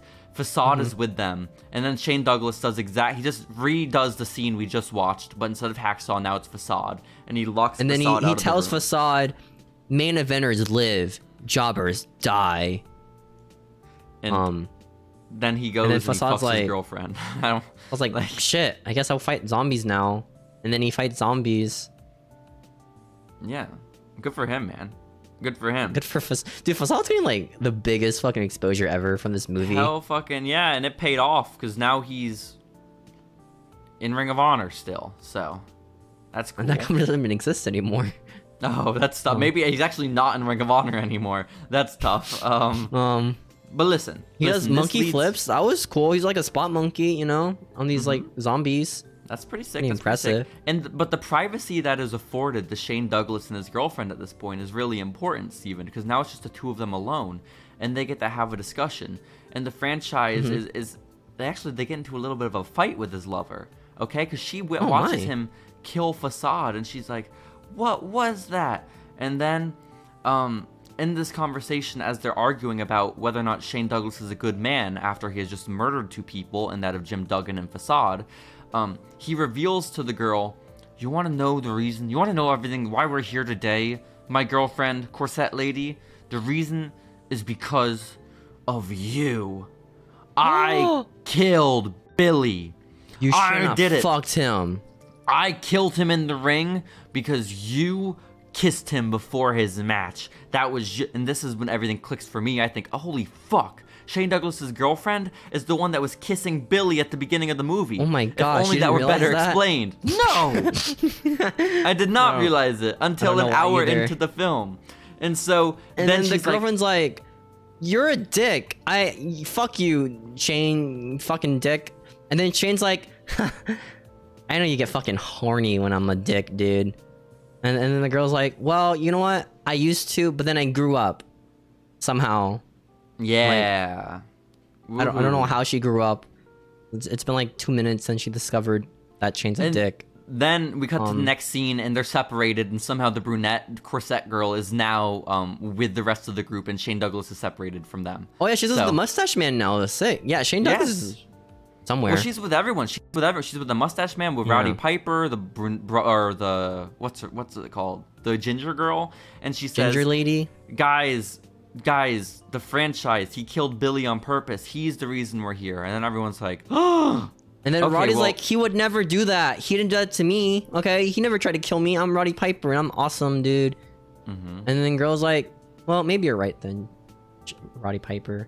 That's not at all what happened, but I'll let you have it, Steven. And so... that's how I interpreted it. Do you want to know what actually happened? What happened? It's revealed at this point that the brunette girl who is the franchise's girlfriend has also at one point fucked Roddy Piper. And then that's why Roddy's like, he didn't kill me even though I fucked you. And then she's like, yeah, I guess. But then Roddy's like, well, you know what? Actually, it makes sense because he knows that I don't give a shit about you. Yeah. Actually, now you think about it, I did fuck you, but... Yeah, that's kind of cool. It makes a lot of sense now. I would hope so. Roddy Piper then is separated from everyone and fucks up 20 zombies all by himself. One of them is, of course, the Rodman indie guy, and he locks him in a freezer and uses a pencil. And there was some reference to something with a pencil that I didn't get, but I could tell it was a reference. He said, this is the first time I used a pencil. Does anyone know what that means? Because I don't. I don't know. He smashed the zombie's head with a fridge door. That was pretty cool. That was pretty sick. And there's like epic bagpipe music playing. Hell yeah. That was also pretty cool. Like Drew McIntyre's theme song. It's crazy. And then all the remaining women, except for the ginger sexual assault victim, are together with the Jimmy Hart knockoff, okay? And Mustache they are... Man. And they walk into a hallway full of zombies. Like, it looks like it's their fate. They're all dead. And then Jimmy Hart guy is like, I have a plan. And then he forces all the non-ginger women in front of him into the hallway of zombies. Just shoves them all into the zombies, like trying to rush through them. Well, he puts them in a... They find a wheelchair, right? He's like, hey, women, get on this wheelchair. We're gonna batter ourselves out of this situation. But unfortunately... one of the women die. I don't know which one. I think all the women die, Steven. All the remaining women except for the ginger woman die. Because there were some other girls that we don't even fucking know the names of that are there. Just like damsels in distress. Girl 1 and Girl 2. Yeah. And then Mustache Man, he climbs over the zombies as you hear the scream of the women getting murdered. Yes. He starts running away. Becomes obvious. Fake Jimmy Hart just sacrificed 3 women so he could escape the zombies. And then as he's being chased by zombies, he starts littering the floor of money. He's like, hey guys, money. Take it. And he's like trying to distract the zombies, right? But zombies, they don't care about currency, you know? Like, what are they going to use money for, you know? What are they going to buy with that money? But let's also, again, acknowledge the fact that the woman who set all these events in the motion by kissing Bald Billy, she's dead now. Yeah, she's just off Shane screen. Douglas' girlfriend is just dead now because fake Jimmy Hart had to escape. So, that's cool. Yeah. And, Steven... and then he dies. Let's go to my final page of notes. Last page, guys. Mustache We're almost there. I swear. But then we cut to Roddy, right? He's by himself again for some reason, and he's in the room where Hacksaw was left to be eaten. And then he's there, and he looks in the corner, and he sees a zombified Jim eating a hand. Whose hand is he eating? I don't know. The one he had on the 2x4, I think. Remember earlier he just had like a not decapitated, but like a severed hand. Do zombies eat each other? 2x4. I don't know. I don't know the lore for wrestlers versus. And then Roddy's zombies. Like, oh fuck, man. This is a very Walking Dead moment. This is like a very like Walking Dead, like peaceful. Like you're in the middle of a field and you see the zombie of someone you once loved, and then you have to like put them out of their misery. But in this situation, we don't know their history. Because if you don't watch wrestling in the fucking 80s or 90s, you know who the fuck these guys are, you know? Listen, if you're watching this movie and you don't know what wrestling is, fuck you, okay? You made a bad decision. You deserve everything that comes to you. Damn it, Jim, this wasn't supposed to happen. Oh, man. No! And he sees the plank, right, of Roddy's. No, he sees Jim's plank, not his plank. Yes, he does. But he grabs the plank. And he walks up to Jim, and he's like, oh, I'm sorry, brother. He puts down... another life, brother. Jim Duggan. stabs the zombie Jim with a piece of wood. And then Roddy Piper's reunited with the ginger girl somehow. Yeah, they're walking the hallways and they meet each other. It was so cool. And they're like, they start hugging and shit. And it's like, oh my god, I'm so glad you're alive. That's awesome. And just to clarify, dude. I was backtracking through my notes. Steven, did you mention the fact that the fake Jimmy Hart did die immediately after sacrificing the 3 women? Yeah, he did. Okay, good. He did die Great. immediately after that. Just want to clarify. Great. He was trying to climb up a ladder, but then the zombies grabbed him and powerbombed and ate him. Perfect. Yeah, and that's Steven, how he dies, guys. Now we cut to a part where Shane Douglas is having a standoff with the Irishman Angus, the brother of Billy and also maybe the zombie nurse. Oh my gosh. And Shane Douglas admits now to the Irishman that like he just did to his now dead lover, that he killed Billy the bald man on purpose, okay? And then the Irishman is like, no, and sends a horde of zombies after him. No, you missed the part where Shane Douglas is like, I eat punks like you for breakfast. You're too indie-licious. Jesus fuck. I just Steven, what does that mean? What does that mean? And then the Irishman is like, bro, you murdered my brother. And then Shane's like, dude, you murdered my family. Yeah, it's really apples to oranges. This is not the same. We are not the same people. We're not the same, dude.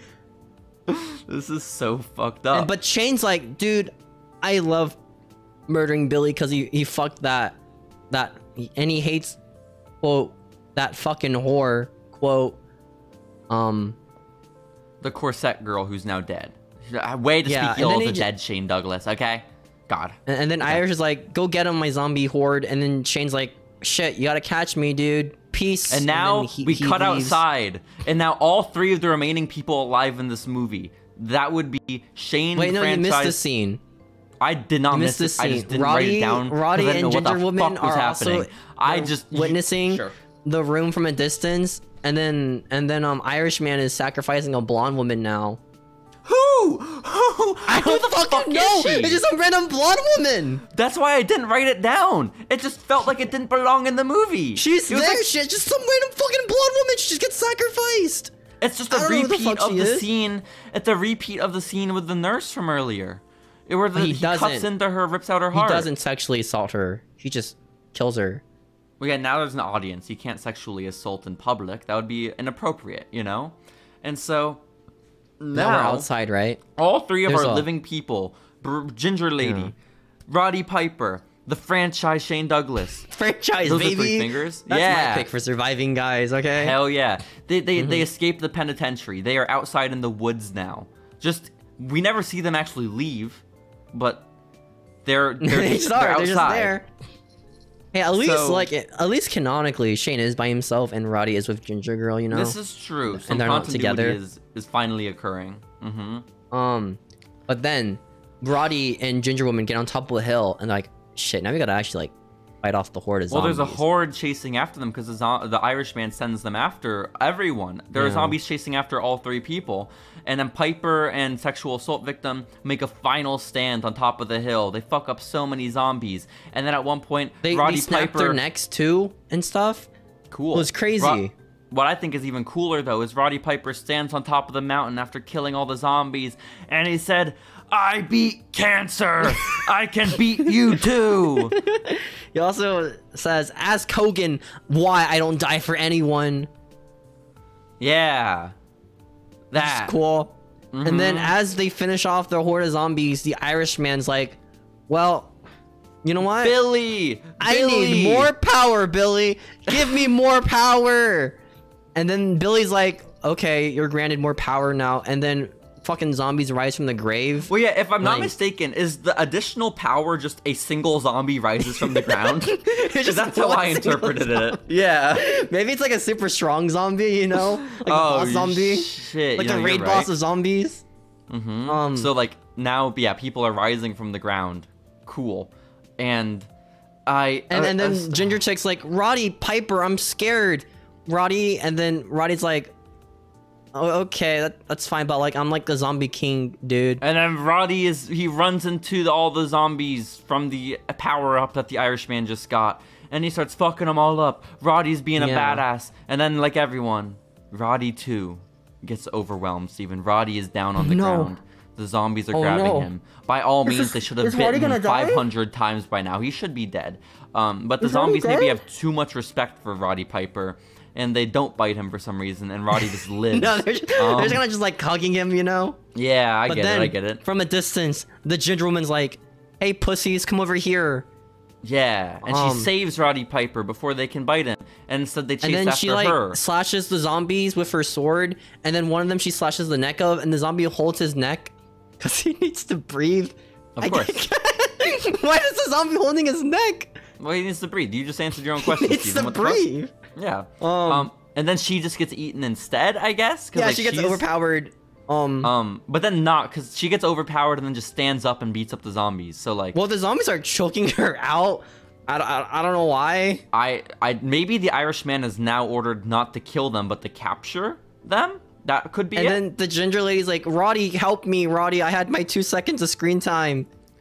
And then Roddy on the floor, right? Has a zombie sneak up behind him after he stands up from the floor, Steven.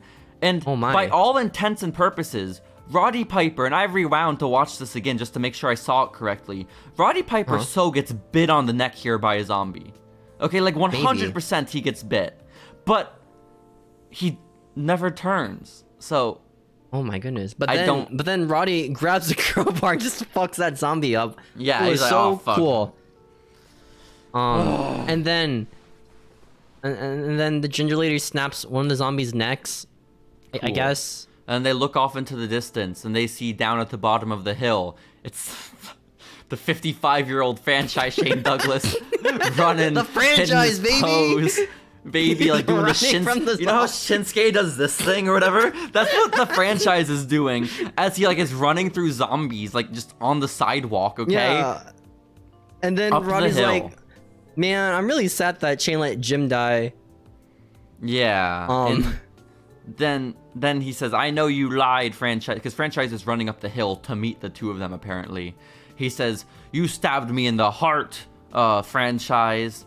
And then the Irishman shows up and he says, "The franchise deserves to die," and then sends more zombies after them all. But these zombies are special zombies, Steven, and why is that? They're Shane's family, and it's the stepsister. And then Shane is like, "Fuck, I gotta beat you up. I never liked you anyways." Yeah, he's like, "Fuck you," and he kills his stepsister zombie. I think he snaps her neck, but the neck sound effect like played before like the neck actually snapped. Who the fuck knows, man? Which is really cool. But then pink jacket lady zombie, right? She's dead now. Fuck him. And then he sends in Troy, brother zombie, and then Shane's like, "Oh shit, I actually like this guy. Fuck no. Oh shit, dude, what do I do?" And then he snaps his neck. Yeah, he kills his zombified brother as well. And then the Irishman is looking at Shane like, "Fuck, man, this isn't working." I guess we'll send in the zombie nephew, I guess. And then it's a little boy, the little 10-year-old as a zombie wanders over to Shane Douglas. And then Shane Douglas is like crying. He's so sad he has to kill his nephew. And then Roddy's like, "Yo, I could kill him if you want, man." And then Shane's like, "No, I'll just snap his neck." And then the kid get his neck snapped, and it plays cool. Like audio of him being like, "You're awesome, franchise. That was a little You're weird. My favorite wrestler." And it's really sad because he killed some random kid. And then, last but not least, the boss zombie, Steven. Oh no. And then he sends in the mom. Shane Douglas has to kill his own mother. I feel like they got the order wrong for these zombies near the end, you know? They really did. Also, can we talk about how his mom looks like she is the same age as Shane Douglas? They both look like they are in their mid-50s, okay? Like they can be husband and wife. I would believe it. Oh, but don't worry. Shane doesn't kill the zombie. Roddy Piper does. Yeah, Roddy Piper's like, "You don't have to kill your mom. I want to do this." And so I want to fuck your mom, dude. Yeah, me too. So now all three of them are living, and they're fighting different zombies, because that wasn't the final scene for some reason. And oh yeah, and then zombie Facade's here. He's finding Ginger Lady, and Ginger Lady kills him, I think.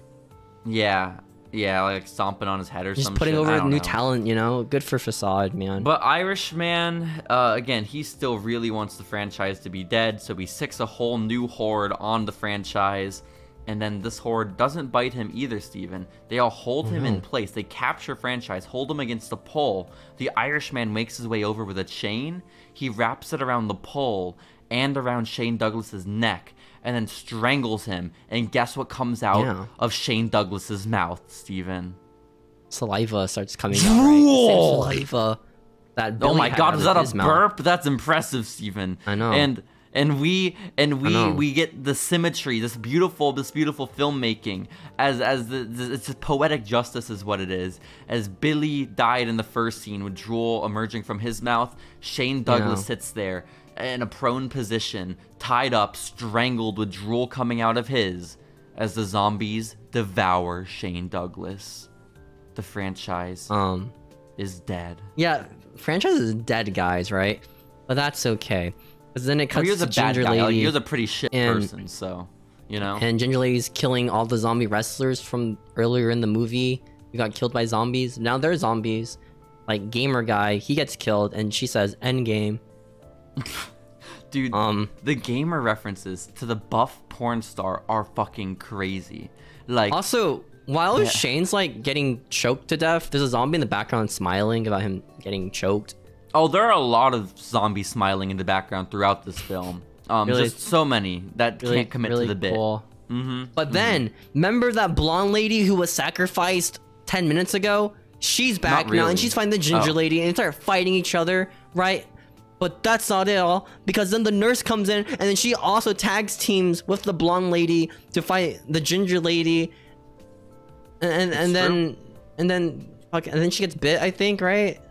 Well, yeah, Ginger lady gets bit by one of them. She gets bit on the neck by the nurse zombie. And so But I then, assume like, she's dead. But then, like, blonde lady zombie falls down and, like, breaks her head. And then it cuts to, like, Mirror Billy, like, yelling in agony and pain. And then Roddy's like, shit, that's their weakness. How do I know that? I don't know. Apparently, Roddy Piper has the same superpowers that the Irishman does. I don't fucking know. No clue, but he can see and feel Hologram Billy as Hologram Billy screams in pain as his creations are all destroyed. Okay, and then at this point, it's only Roddy Piper and the Irishman left. Everyone else Ginger is dead. Lady Tombstone power drives the nurse zombie. Oh, even after she was and then bit? That's Roddy is sad. the last man standing, right? And he's on top of a hill with the American flag behind him because he's the most American wrestler ever. A Canadian man with a Scottish. The Canadian, Irish, Scottish man looks at the Irish man in the film, and he says, "Irishman, you are the classic American bully." I hate Which bullies. is cool. I hate bullies, and so I'm gonna kill you. And then he bludgeons the Irishman with a cane. And the Irishman's dead, I guess. Remember when he could, like, tear street posts from, like, the streets? Remember that? He lost his powers because Oh, as he was 'cause being Billy's bludgeoned dead? with the cane. Yeah, Billy is really just I guess having a number done to him. I guess okay, Billy's getting connected fucked to, up. like, the spirits who, or, like, the women who get murdered and his brother by and his brother. sacrifice. I guess. Also, Ginger Lady, she's not dead. Fuck you, she's alive, and she starts making out with Roddy Piper. Yeah, Ginger Lady just comes back to life not as a zombie but as a person. And then she and Roddy Piper celebrate victoriously because Billy is now officially dead and the Irishman is dead. And then the movie ends with them making out. So that's how the movie ends, guys. It was pretty cool. How'd you feel about this movie? I didn't like it. How did you? Me neither. Okay. I was really bored throughout the movie, and I feel like It wasn't if you're gonna make a fun. movie and try to make it, like, cheesy and bad on purpose, you I know, don't think it was. I truthfully Don't don't make it think boring. it was. you don't think it's supposed to be Because, like, cheesy and bad? It can be cheesy and bad, but then there are some elements that are inexcusable. Like the whole entire bus scene, like when they're going to the pizza shop and everything and they collect the phones, they never white balanced any of that footage. It is absurdly blue compared to the And rest there's, of the like, movie. a lot of, like, a lot of voiceover for some reason, even scenes that don't need voiceovers. So And you could much. tell if it's a voiceover or not, because I think Kurt Angle, none of his things were voiceovered, because you could hear like the air vents in the background. But that was cool. Well, they couldn't afford Kurt for the voiceovers. That's just the right, part that that's you true. fail to they mention. They can have him on Skype or anything. But like legitimately, like there are so many just like basic elements of filmmaking that even if you're making an intentionally bad film, you still would have done, and they didn't. You know, like mixing the audio properly. And then like scenes you know. just kind of exist and happen. Like Matt Hardy would be with the group at one point, and the next he'd be by himself fighting zombies. And then the next he's back with the group. Some blonde woman we never seen before getting sacrificed in a big emotional scene. Who was she? No clue. Rebby could like talk as a zombie for some reason. Well, yeah, that was never explained. Also, were they brothers and sisters? Were Billy, Irishman, Angus, and Zombie Nurse, were they all siblings? Because I don't know. I don't know. Because I feel like if Zombie Nurse were franchise Shane Douglas's sister, she would have been involved in the whole like setting the family on him thing. Remember, like with the mom and the kid and everything. So it wasn't a very fun movie. No, I feel like if I was watching with someone, we wouldn't laugh at it, you know? We'd just be like really bored watching it. Like we'd probably like be on our phones and stuff while watching. I was on my phone a lot during this movie. I will be quite honest. And there were a couple parts where I was like, oh, that's funny. Like, you know, when I liked when Kurt Angle was a zombie and they zoomed in on his face and he was like all ripped up. I liked the part where they tried making like a heart-to-heart connection with the audience by having Jim die as a zombie. I did love Jim Duggan. I can't lie about that. Just like it was such a weird tone shift, you know? It really was. There were tone shifts every not every scene, every camera shot. There was a tone shift, Steven. Every Okay. Camera change, every angle. And so that's what you can get yourself into if you want to watch this movie next Halloween. But I wouldn't watch it ever again. I wouldn't recommend it for anyone. Maybe if you're like really bored. Yeah, I think we should stick to our RNG list from now on for what we should watch for these non-Lucha Underground except for episodes. the Christmas episode. Maybe Thanksgiving. There could be a Thanksgiving wrestling movie. For the Christmas episode, can we watch The Miz and Paige and Santa's Little Helper? Yeah, we're watching that one. Thank Christ. Thank God. Or the Grumpy Cat movie. Paige isn't in that. It's Aubrey Plaza. Same thing. It's not the same. Is that it? Is that it for this amazing movie? Yes, it is. We are an hour and a half in, and you know what? Timing works out perfectly. That would usually get us through Lucha Underground and current events. So, fuck, we're going the week of, baby. Fuck current events. Nothing happened. Yeah, nothing happened this week in wrestling, except for, you know, the one story, but, like, it's overplayed. We don't need to talk CM about that Punk? one story. That's crazy. Oh my god, can you believe that they did that with that's where he's at with AEW? Like that's crazy. He's doing that. Oh my god, insane, dude. And did you see the lead? Like, I can't believe the direction they're going in with Hit Row with their new leader. Like, oh my gosh. I thought there would have been some contract issues. That's crazy. But, whoa, dude. I can't believe CM Punk's the new leader of Hit Row. This is insane. It's like the next all over again, man. This is wild. This is wild. So, Steven, it's time for week of... This is wild. Clap. From when Pro Wrestlers vs. Zombies was released on DVD. Yay. Whoa, are you ready?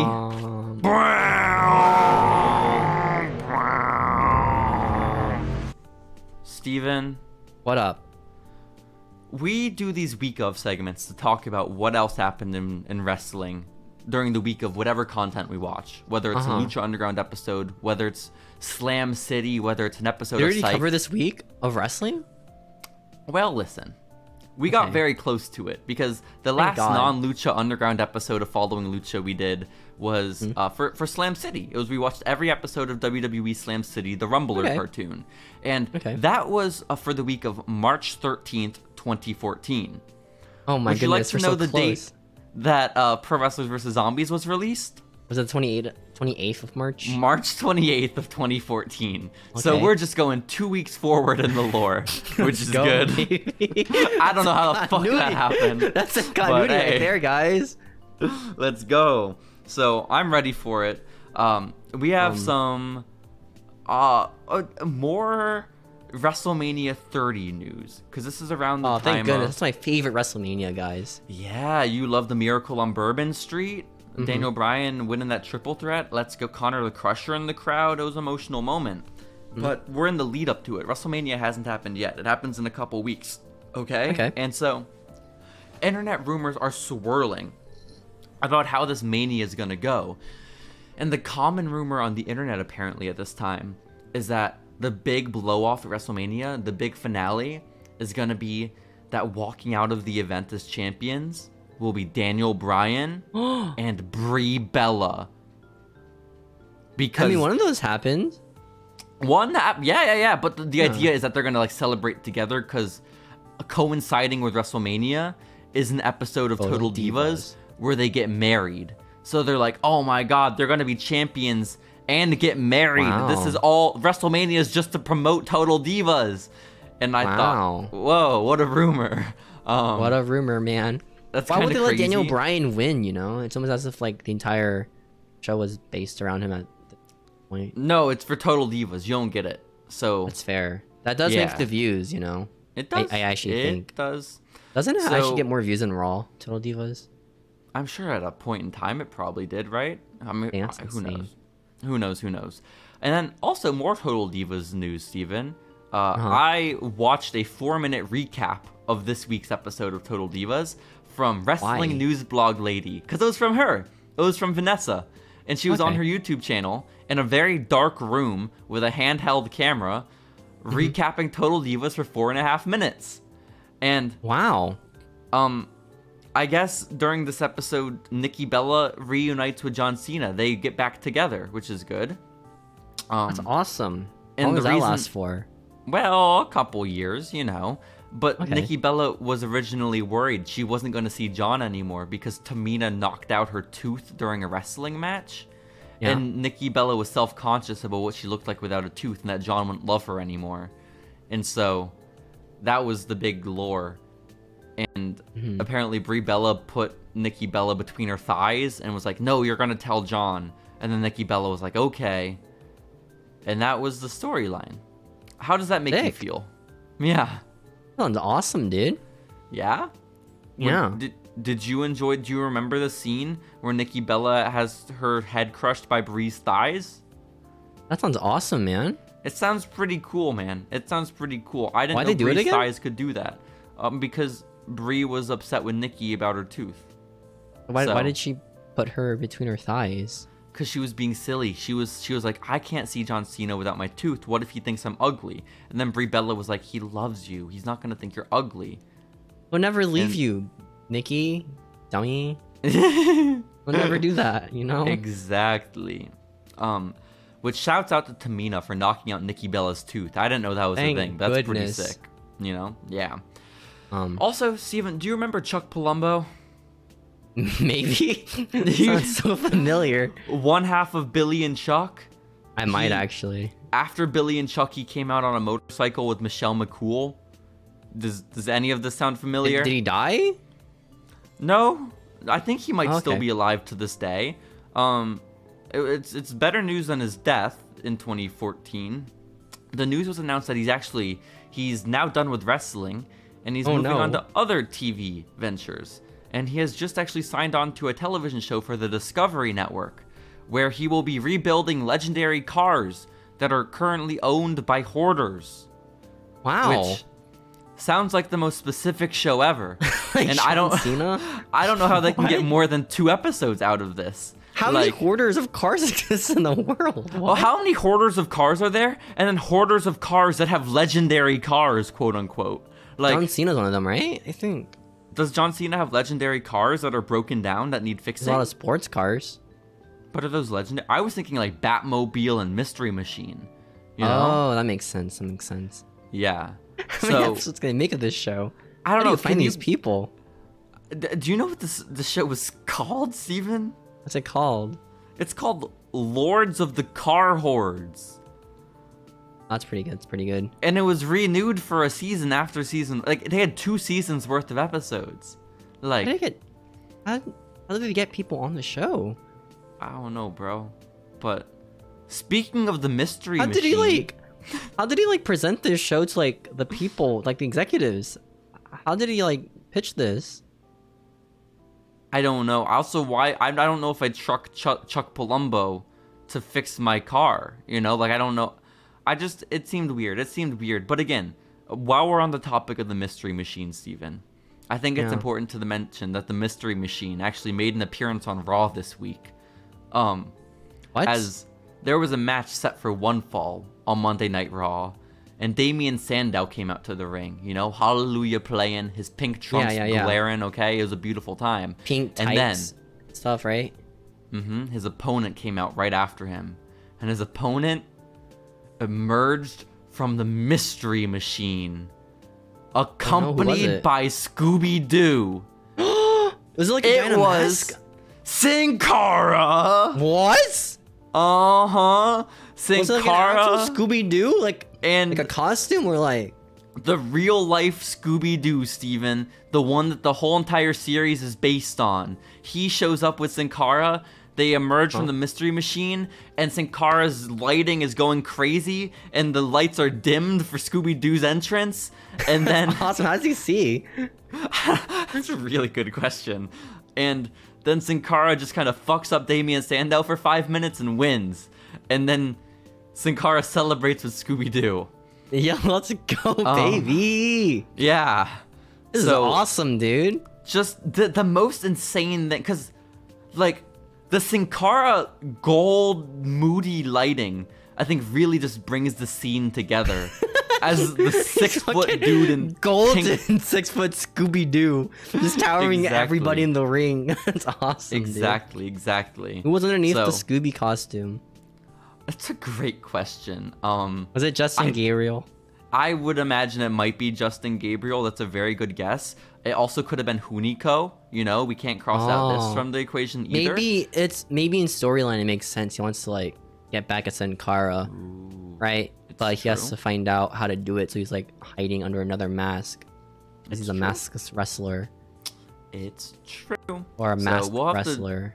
Do some diving into the lore to figure out who it was really under the Scooby-Doo mask, Steven, okay?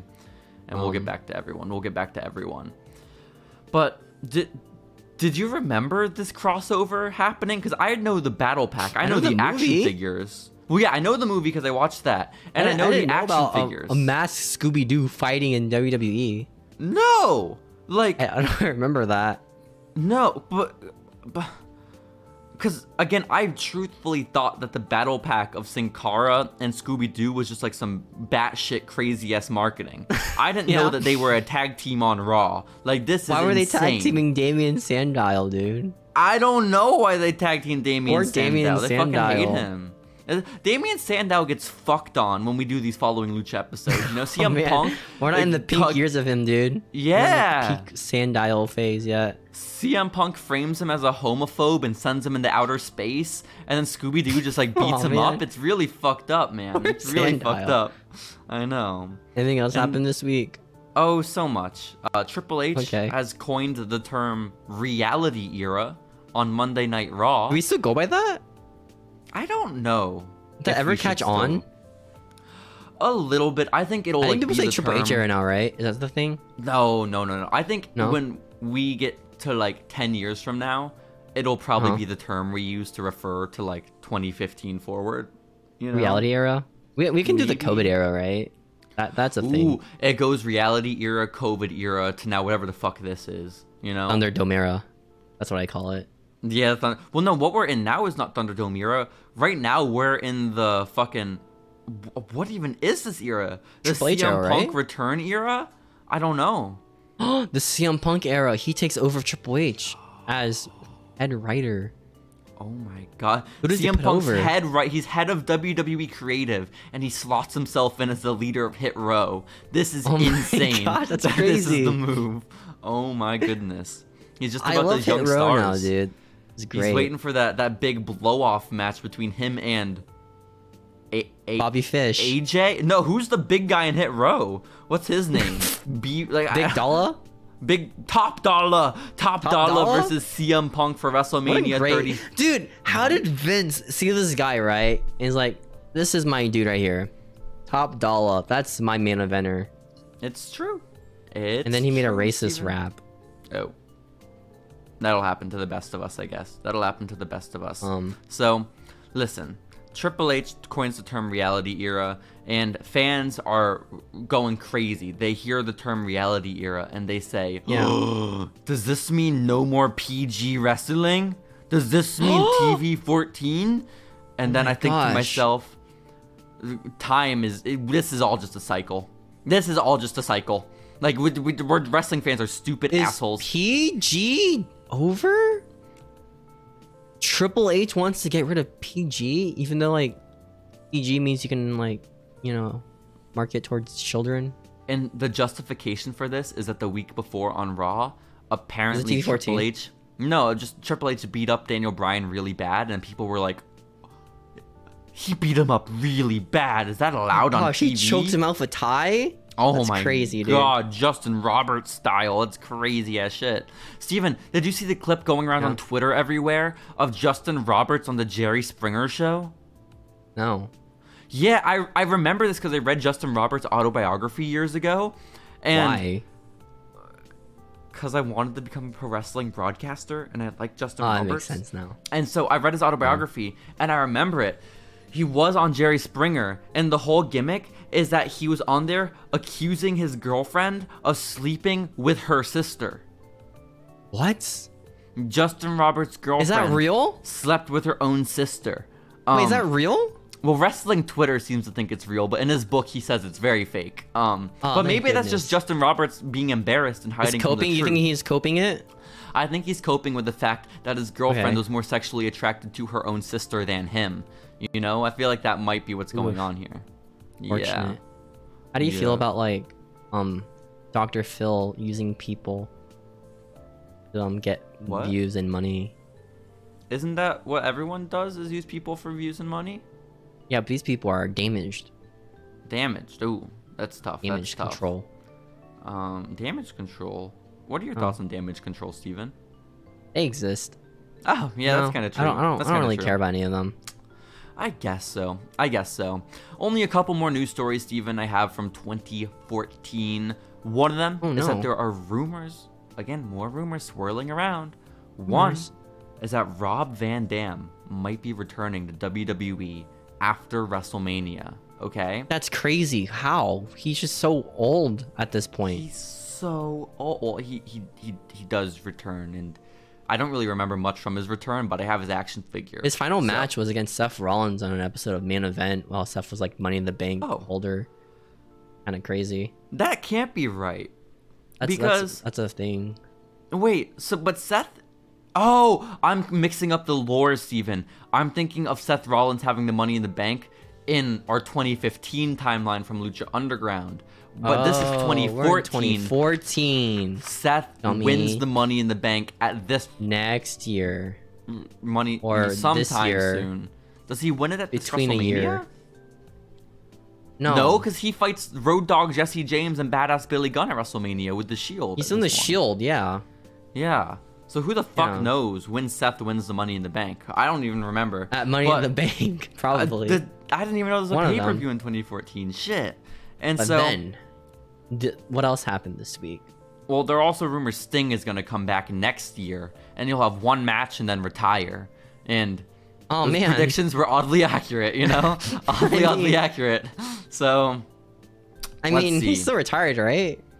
Yeah, he I guess. Forced retirement is maybe how you would phrase it. He had 2 matches, you know? He did. He's also still wrestling, so. Good for Sting. Maybe you know not. who else is still involved in the wrestling world, Steven? Who? That'd be one lead singer of the Smashing Pumpkins, Billy Corgan. Oh my god, what is Billy Corgan doing? The more we look back at this time frame in wrestling and we analyze all the past, the more I realize what a desperate mark Billy Corgan is to just have any ties to this business, okay? Is he just a big wrestling fan? Yeah, man. And he has now officially in 2014 signed a TV deal with AMC, you know, the same network as The Walking Dead, for a reality show about him where he is the booker of an indie fed. And that's the reality show. Did it end up for him like well? It never aired. So did we learn the indie show? It was just some promotion like in Chicago or some shit, you know? My. So what if like some really cool wrestler was in there, like Sammy Guevara? Sammy Guevara is from Texas, and he was like 16 at the time. I hate to tell you. Man. Yeah, that's a little unfortunate. Unfortunate. But maybe like who's a Chicago wrestler? CM Punk, maybe he's maybe there, CM Punk was there in 2014. You know, maybe that Colt was Cabana, maybe. That's true. That All we of don't Chicago. talk about him. We don't talk about Colt Cabana. Imagine Colt Cabana being the man who ruins your company. Oh my god, I'd cry. I'd cry, Steven. What This if is like so sad. the Miz like fights CM Punk at WrestleMania, but like the opening match or the main event, and the winner gets to fight the world champion Colt Cabana at the main event? You're making the my Miz heart beats both beat. of them. You're making my heart bounce. Do you think Oh the my Miz would be God. both Colt and CM Punk the same night at I would WrestleMania? hope so. I Day would 1 and 2. really hope so. What I hope Yeah. even more is that Triple H pulls the biggest power move in professional wrestling history and hires the new free agent Ace Steel. Okay? Yo, They should- baby. Did he want They like Matt should. Tarvin or something, and then like he appeared on AEW like the day after? Who did you just say? The Matt Taven, is that his name? Matt Taven. Yeah. Matt Taven. Taven? What Okay. about him? Like I read like some article about Triple H wanting him to like come to WWE, and then he just debuted on like AEW like the day after. Yeah, he and Maria That was- Kanellis were there for some reason. But I don't really care about any of these wrestlers, to be honest. I mean, Matt Taven's fine, but like he shouldn't be on AEW. You know? You know who should be on AEW? Who? Hulk Hogan. Why is that? For views. You know? Are you thinking he views should they can come get. in and then just like shit talk the entire company on day one? Imagine and Kevin proceed to Nash run comes it? in there and has like a burial gimmick for like indie wrestlers. Be awesome. Be Let's like, you vanilla go. midgets out there in the world, you can't even compete with me. My leg is bigger than you. It's true though. His leg is bigger than You a lot of them. hornswoggles. Exactly, Steven. You know. That's actually JBL's gimmick right now. It's kind of cool. Have you seen that? I saw he came out in a big baggy ass suit. Yeah, but that's about JBL it. and Baron Corbin have this gimmick of just burying indie wrestlers and Yo. small wrestlers and calling them like hornswoggles. Let's go. Is Hornswoggle Really cool. getting money? I don't know. Oh, I mean, he doesn't own the poor name rights, right, to Hornswoggle? I guess that's true. He just owns Swoggle, which is so sad. So sad. Listen But up. Steven, those Yeah. are my current events. Well, not current events. My week of events from Oh my gosh. March 28th of 2014. Billy Corgan trying his best to hang on. Nikki Bella lost a tooth. God rest her soul. And other than that, I think we did the damn thing, man. This is Wow. the Halloween following Lucha. Wow. And wow, what a That's spooky crazy. time it was. That's so So- spooky. You know what was crazy that happened like last week on like NXT? What? It was like during like the segment between the three guys wrestling for the NXT title, Austin Theory came out with the briefcase, right? Hinting that he was Okay. gonna cash it in. And then he didn't cash it in. Okay, this news is gonna be like 2 weeks old by the time this comes out. Yeah. Good for Austin Theory. Austin Theory should probably cash in on NXT. Like this is true. That would really suck for him, man, if he does. It's gonna really suck for I mean, Austin it Theory. would kind of suck for him because if Vince were there, he Yeah. probably would be WWE champion within the year, and now it might be like Yeah. another 10 years. But you know, you gotta have At least let him like patience. win it and then lose it the night of, you know? I feel like that'd be pretty fair. This is so hurtful. Why would you say that, Steven? Why would you say that? Um, Listen, we gotta wrap things up. I think we gotta wrap Hey things guys, up as we. you should give us 5-star reviews on Spotify or Apple Podcast or wherever you listen to our podcast on. Except for YouTube, you can give us a thumbs up, subscribe to the YouTube channel. If you want, you can leave a comment. You could say, "Hey Steven, you look like poo poo," and I would like it. That's so mean. Why would they say that? You don't look like that, Steven. And if you want to be really cool, you can donate money to us because we need cash right now. We do. We need to Very get fair. Steven a pair of cat ears himself, okay? I And the know, green yeah. screen. Both those things, okay? We need them ASAP for next Halloween episode. This is our goal. This is our stretch goal. So Goodbye, guys, get us there. everybody. Help us. And we'll be back next week with more Following Lucha.